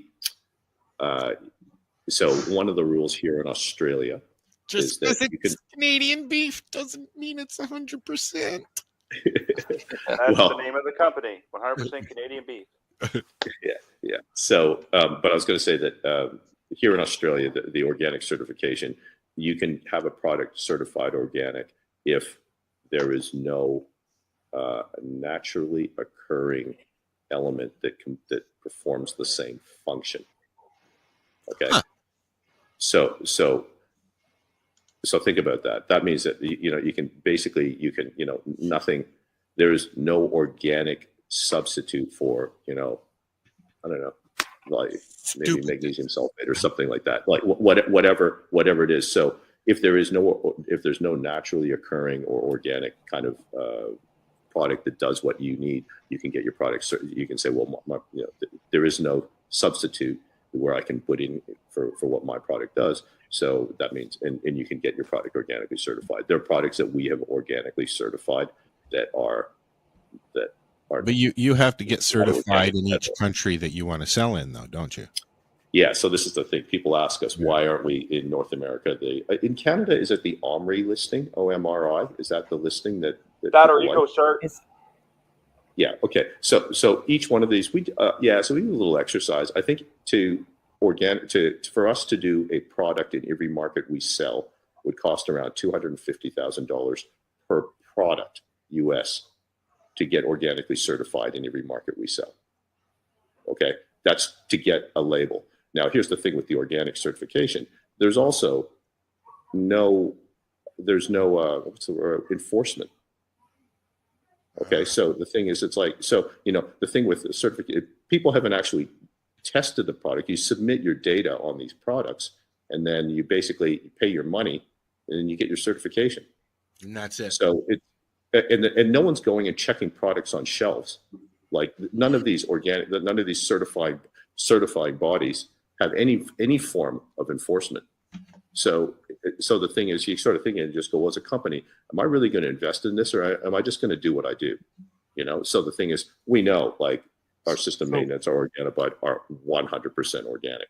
Are you allowed to use these products at Churro? What? What's that? The FloraMax. FloraMax? Yeah. As long as they're CFIA, and I'll say it. Ken won't, just because he's a nice guy and under NDA. But no, Ken was at Churro. I'll just put it that way. Okay, no, well, that's why I'm asking. I don't know the rules, and you're Churro, so no, it has to be Health Canada, CFIA approved, all that stuff. Okay. But no, let's just say Churro has met Ken. Oh, no doubt. Right. Yeah. No, I don't want to say yes or no because we really shouldn't say. But so the thing is, growers in the legal markets like Churro are. And many others are also very so CFI. They have to comply with CFIA regulations, right? And that's good for consumers, because when people they invest in these businesses are big businesses and stuff, and the risk, you're providing products that people are using for medical or health reasons as well. Okay. It's like it's got a bare minimum meet like kind of food safety standards, but really as a medicine there should be a higher level of kind of vigilance. What's really interesting, I think, about the industry is that the fact that people can, on a smaller scale, cultivate their own medicine at home. If they can sort of figure out and sort of take that natural approach to things. Yeah, it's an amazing plan. I will give a little tidbit for Churro. Churro Cannabis follows FloraMax. How about that on Instagram? Does FloraMax follow Churro Cannabis on Instagram? I have no idea, to be honest. Oh, here he's not going to go look. They will now. Yeah, I'm sure somebody's getting on it right away. No, but along with the NHL or Dua Lipa, we follow all of those things. No, Churro, like I say, I don't think the growers would really appreciate me telling exactly what our people are using, but no, like we if good products like FloraMax, we're not gonna poo-poo it. Shy away from it. Well, I mean, like with all the bad press that growers in Canada have gotten since it's happened, the legalization shit. I mean, we've there's been a lot of lying. There's been some false walls. There's been stuff hidden in the fucking roof or in the ceiling. I mean, it's nice that you're allowed to use products that your normal everyday guy down the road is using, right? It just makes it easier. It makes it easier. That's theoretically possible. I don't think Lenny can confirm nor deny that. No, I'm not, and I'm not asking him to. What I'm getting at is it's nice to know that it's not just the crap that we're hearing about in the news that's being used. Is what I'm getting at. Because there's a lot of bad crap. Actually, here's a good analogy. I was going to ask Ken this because he and Mary Jane sort of led to this earlier. If it ain't broke, don't fix it. That is probably a lot of the mentalities of people Ken runs into in his job and meeting, like especially commercial growers, right? For example, Churro Cannabis, if we're going to try something new, it's going to be R&D on a very small scale. Yeah. You just don't take thousands, if not hundreds of thousands of dollars of product. Oh, let's just change that tomorrow. Without knowing what it does. You have to. There's a lot of R&D for any little change of anything. So for any LP to switch a nutrient or add something, I would expect it 6 months minimum to a year before they decide if they're going to do it or not. I would think that there's also a lot of never mind. Go ahead, Ken. You were about to say something. The business risk of adopting a change. So the thing is, even a large scale, yeah, definitely. But even smaller growers, there are people who sort of 4 plants at home. Okay, so that's 12 weeks, 12 to 15 weeks, or whatever the time and stuff like that So, sometimes when a grower, people were sort of influential growers or testers and they're willing to give our line a try, the thing is, we consider ourselves honestly a little bit privileged because there's an opportunity cost to them trying something they've never heard of. Okay. Well, so and if it doesn't work, you don't learn things unless you try it, right? Right. And that's why people like me are always trying new products so we can tell other people. Yeah. Yeah. But you also try it on a small scale. Like it's just a good tip for anybody, right? Don't do your entire crop on the change. Look, some of the things that I contend with, people will come back and they'll say, "Yeah, I did a grow, and yeah, it was amazing." Okay, and then they'll say, "It was the first time. Yeah, the first time I've switched from 600 to 1,000 watt lights, and I used your nutrient." It's kind of okay. It's great. At a time, right? Oh yeah, it was definitely the nutrient. There's there's got to be a method to it, right? So the thing is, people say, they'll say something like, "Oh yeah, it was the first time I tried this as well." You're changing too many roads. You don't know, but the thing is, at the end of the day, though, you want people like for us, the other thing is like at the end of it, the way that I sort of qualify is, did you have a good grow? Like, did it produce good quality product in decent quantity in the end? And then one thing that we've always focused on with our line is actually the simplicity, because there has been a move. I think, there was this mad scientist kind of chemistry class kind of approach to hydroponics in the 90s. And you had like lots and lots of bottles. And Mary Jane, I see her smiling there because I know that she recognizes the benefits of using a one part, because I honestly like a little chemist. You feel like a little chemist in the garden. That's why I was like, yeah. And a lot of them also had things like you've got to mix it for 15 minutes and then let it sit, then add the next one and mix it for however long. That's great. I just want to know how much to put in and when. That's all I need to know. Yeah. So that's it. So there's this thing about, disruptive innovation, which is basically good enough already exists. Okay. People could cultivate a super dank plant in the 90s. Okay. Could they do it easily? Maybe not. Now they could. So, yeah. So the thing is, but things have gotten better, right? So this is the thing. That's why everyone uses an iPhone, because it does so many. It's simple. The interface is easy and all the rest of it. Is it better? Well, sorry, Ken. I hate phone. Yeah. Okay. Well, sorry. I was just going to say that for a long time there, though, and actually, even is still now, the technology, I think in like other companies' phones, like the processors and everything, they're like way better, way ahead, way higher performing and all the rest of that. But what brings people to Apple, love it or hate it, is the interface is really easy to use. So Apple and the price. I mean, I like my Apple. I've always had a Mac sitting in front of me. I have a Mac and I have a PC sitting in front of me. I just don't use iPhone anymore. I know Marcel's gonna kick in here. I'm waiting, Marcel. Yeah, he doesn't like Apple. I was waiting for you to say fucking Mac sucks. Yeah, well, I don't have to bash Apple products. I mean, they just turn on and bash themselves. No, what? I've had to use both Apple and like Samsung or Android, because I use a Samsung for my phone, and I've used it for ever since I had the S3. I think it was the Galaxy S3. Now this is the S11.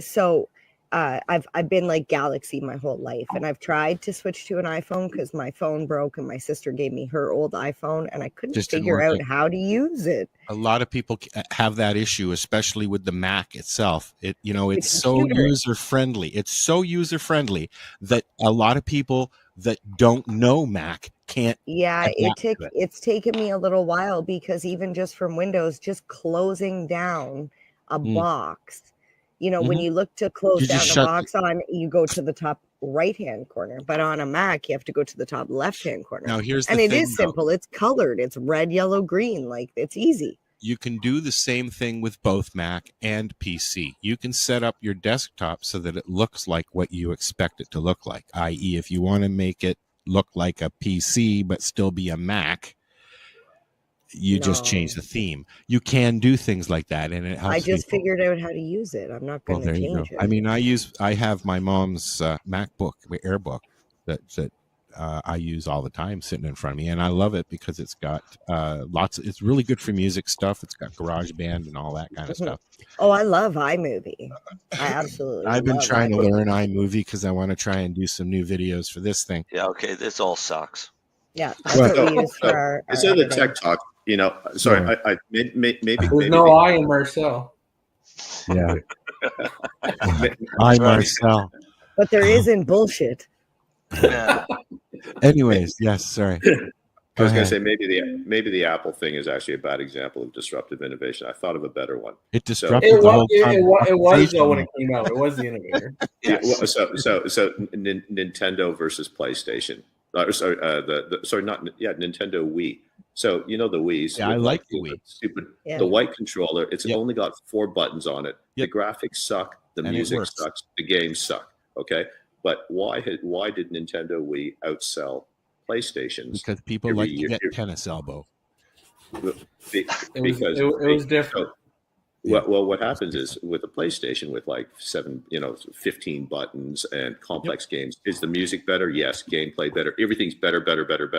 But in order to learn those games, like the market, it's pretty much 10 to 25-year-olds have the time and dexterity to learn those games and actually get good at them. But why does Nintendo always outsell the Wii? Always outsell it every year because the Wii, that's that interface with only 4 buttons and you swing your arm like my It's 2-year-old it's daughter all- was playing with my like father I- when he was 60. I Yeah, used we're to play bowling. tennis all the time with people around the world, literally doing the same movements, or golf or whatever, racing. Yeah, and it's So- simple. so You it's turn more- it on and it works.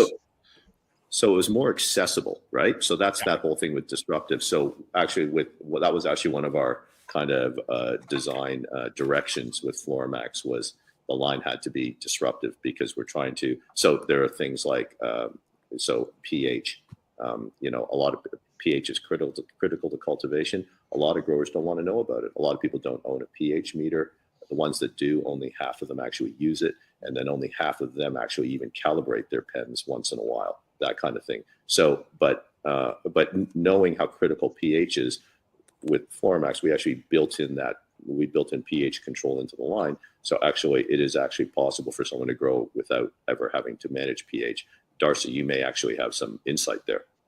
Yeah, actually, as far as pH goes with FloraMax, it's like Ken said, it's definitely user friendly.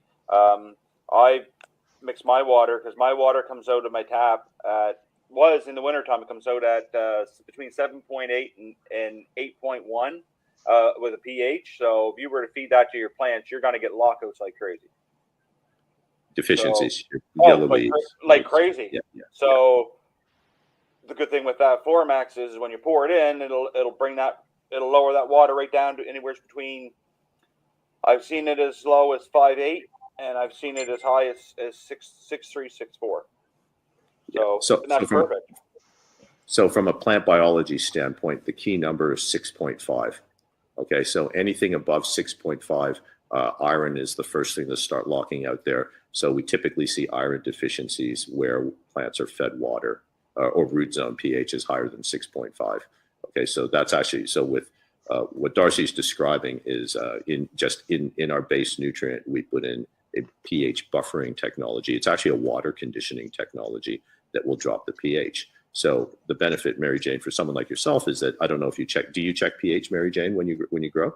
It's funny because as you were talking about people who have pH meters or pH pens and don't use them, she went, "Oh yeah, I have one in the cupboard." Yeah, I have one. I took it to the hydroponics store. They showed me how to use it. They made sure that the solution was in it. I bought the right solution, and it's still in the bag with the ppm. It's kind of like having type 2 diabetes and not using your meter. It's the same thing.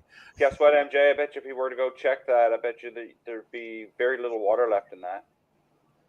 Oh yeah, it was completely dry when I took it to the hydroponics store. They're like, "How is this thing's even working?" Like, yeah, that's not good. That's not. Yeah, good. that's what they said.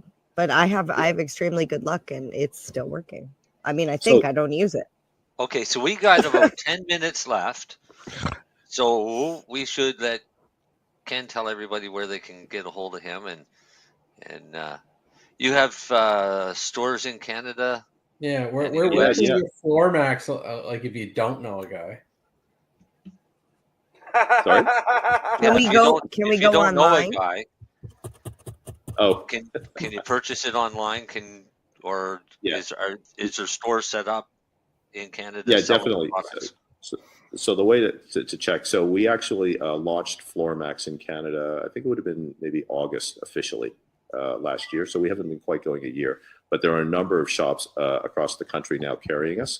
The best way to find that is on our webpage, on our website, www.floramax.com. There's a dealer page. Go to Canada, and then you'll see all the fine Canadian retailers that support us, and we try to support them as well. So, and that list is growing literally weekly because there's, so for a lot of listeners, most shops will not take on a line unless they actually test it first. Yeah. So, which is that's fine. That's good business practice. We have nothing to hide. We're happy for people to do that.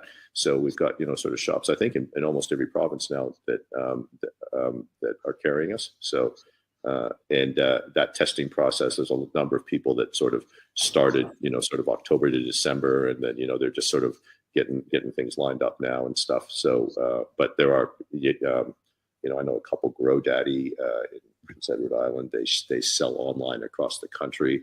There's Green Island Joe's on Vancouver on the other coast. I don't know I can name, but there's dealers. There's dealers all over, and that list is growing. So they are able to get it. Mary Jane, I was going to say. Also, they have them in for the U.S., Australia, United Kingdom, and New Zealand. So if you're listening from any of those, you can still get FloraMax products there. Yeah, and Mary Jane, I was going to say that we'll connect after the call here on Facebook or something like that and stuff, and I can get you some samples. And Al, I think I might owe you some. Did you actually get a grow going? I did. I ended up with a couple pounds for my first grow last year. Mm-hmm. Yep. Don't know what's happening yet this year. I'll know in a few. Okay. weeks. Well, look, certainly you guys there get a hold of me and stuff, and I can get you some to try. Sure. That kind of thing. But Mary Jane, you may see some benefit right away because we actually do make a 1-part base as well. Okay. Veg one, Mary Jane. Yeah. Oh, that's the one you were talking about before, Sarcy. That's the one I compared with the Mantis last year. Okay. So I tried the Mantis because once again, 1 part, right? Yeah. Yeah. So if you're a fan of 1-parts, we do one there, but ours will be different in terms of that. We'll have that pH thing in there. So I'd actually, I think you would definitely see benefit from that if you're not using a pH meter. Yeah, so, I definitely need that. Yeah. But we're gonna have Ken. We're gonna have Ken on again soon. Well, before we let Ken go, I have a really, really important question because technically it's tomorrow where you are, right? Yeah. So you want to know what's going to happen tomorrow? No, I want to know what the lottery numbers are for tonight. No, I want to know because technically it's the day of the Global Marijuana March around the world, right? It's Saturday there right now, Saturday morning. It's the first Saturday in May. So I'm just wondering, like, is there like the 6th is generally worldwide, I believe. The 6th. Well, tomorrow it'll be here. Yes. And I did actually want to touch. See, this is my way of like sneaking this in, right? Because I want to make sure that I mention that tomorrow at Queen's Park from high noon to 4:20, you can find the Doobie. That's Toronto. Yes, in Toronto. You're going to be able to find me. Obviously, this event is happening all over the world. There are different locations where you can go and show your support for global legalization, not just, your own country. But I will be doing something special tomorrow. If you find me and you say the magic words, I will give you a chance to win tickets to Lift, which is coming up next week. Oh, and before I forget, the magic words are newbie, doobie, do. And I won't be here next Friday because I'm going to be at Lift. No, you'll be with me. I'm going to be able. Yes, you'll be there too. I will. We're partying Friday night. We're going maybe to you guys should come on arcade. together Friday night. Oh fuck! I got some plans. Okay, Saturday then. Yeah, we're I'll definitely probably going be to down. fucking arcade. Oh wait, I I'll forgot probably Saturday be around on after Saturday or party. Sunday. I'm not going to the thing this weekend because I'm going to go cut my lawn for the first time this year. Oh, Leafy Things is going to be there tomorrow. Oh. They're going to be handing So- out suckers and swag and. So Mary Jane, just to Yes. recap, if I can get there for tomorrow, so if Yes. I actually go back in time, then it's newbie doobie doo, right? Yes, and if you go back Hello. in time, then you're my new favorite person because like that's never been done. I'm pretty sure Michael J. Fox. That we know of. Hey, I'm gonna give a quick shout out to our buddy Jack Lloyd. Fuck was that? I don't know. Love Jack. Why are we shouting out to Jack this time? Yeah. Because Jack and his buddy Kirk Tusaw are going to do some ass kicking Again. in Yeah, Manitoba. So yes, the rights to grow. Was one of the provinces that refused rights for homegrown, and they're now being taken to task. And Good. Jack and Kirk are the ones that are leading that charge. There you go. Good. Yeah. It's about time. It's been what since 2018. Well, Yeah, since we gotta legalization. we got to boost those Manitoba FloraMax sales. Come on. But there's a distributor in Manitoba for selling Oh, FloraMax I'm products. I'm just making fun of the government. Yeah. There can be a lot more. Who's tapping? Me. What? You've been Lenny's doing it getting all night, dude. restless. You've Are been you doing it all excited? night. What's up? Were you excited? No, I don't know. I It's just like, wait. Yeah, okay. Oh, Ken, it's a blast having you on, buddy. Yeah, it's always Thanks very a much. good, Let's do this good again listen there, sometime. buddy. Yeah. Very, very educational. We'll see you in a year again. No, Oh, we'll have him on again in August. in Bud time. Ooh, is that In Harvest Fest August time? At From Harvest Fest? Yes. Oh, We Harvest were talking about going live from Harvest Fest. Yes, we got to figure that out. We've tried to do it before. So we're going to try and do it again. If Al can't make it down, Or we'll be then- live anyways. It won't matter then we'll if I'm use there my or not. phone. Yeah, Right. we'll figure it out. And then we'll go live from Harvest Fest. Well, we're all partying and Al's sitting at home because he didn't want to drive down. But he might have plants you in the not ground just too, see- so he might have to stay home and take care of his plants. Yeah. Listen, I just saw an article that says we're going up again in the gas prices, and it's supposed to be up in the $2 range by the time the summer comes. So yeah, nobody might be going anywhere. That just Yeah. sounds to me like we need to get another sponsor for the event. There you go. Yeah. Get a sponsor for the event. Pay Al's way to Harvest Fest. There you go. Yeah, if you want us to cover the event, right? I'll start a 420 GoFundMe for Harvest GoFundMe. Fest. Yeah. No, don't. Yeah. I like it. Please. Oh yeah, but Lenny, now Lenny, you, Lenny, I'm kidding. Lenny, are you going to be at Harvest Fest? I'll be down part of the day for sure. He'll be Okay. around. I'm not He's a staying. busy I'll tell you man. right He's a now, I'm busy not man. staying overnight. Look, he likes. He's a busy That's guy. how I He's feel busy too. giving people drugs. Just leave him alone. Just let him. No, do his no, thing. I don't fucking camp. I want to. That's I'm- right, yeah. I'm doing Thursday to Sunday. And, I'm 4.5-star hotel, guys. Can you and I'll do guys find a spot 6 with like a.m. cabins? till 1 a.m. Pardon? There's You guys, cabins can you there. find a spot with cabins? There's some there. So there's like, You have. You oh better wait, be where are quick. the Better, bathrooms? better reserve them. Pardon? Where are the bathrooms? In the cabin? Yeah. Oh, we moved up.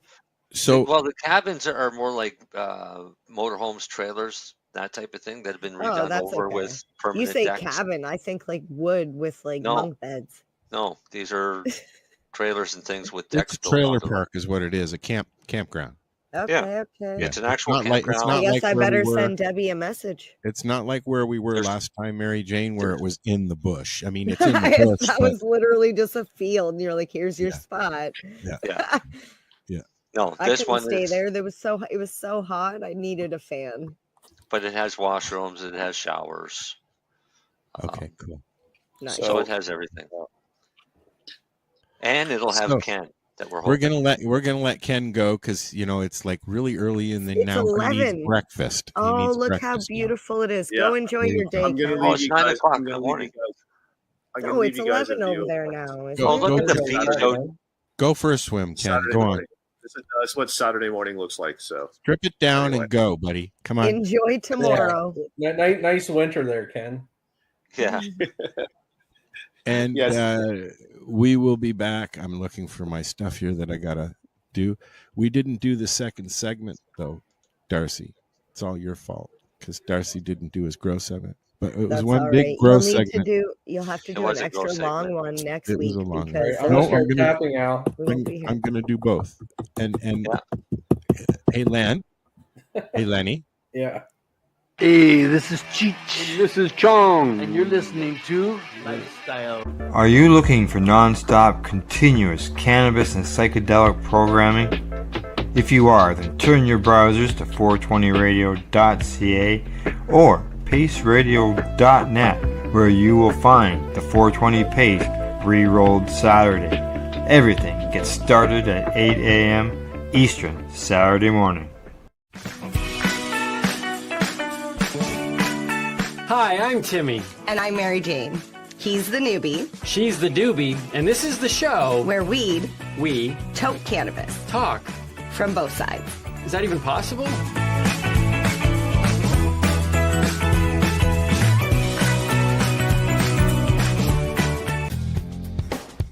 Stay tuned. We'll be back.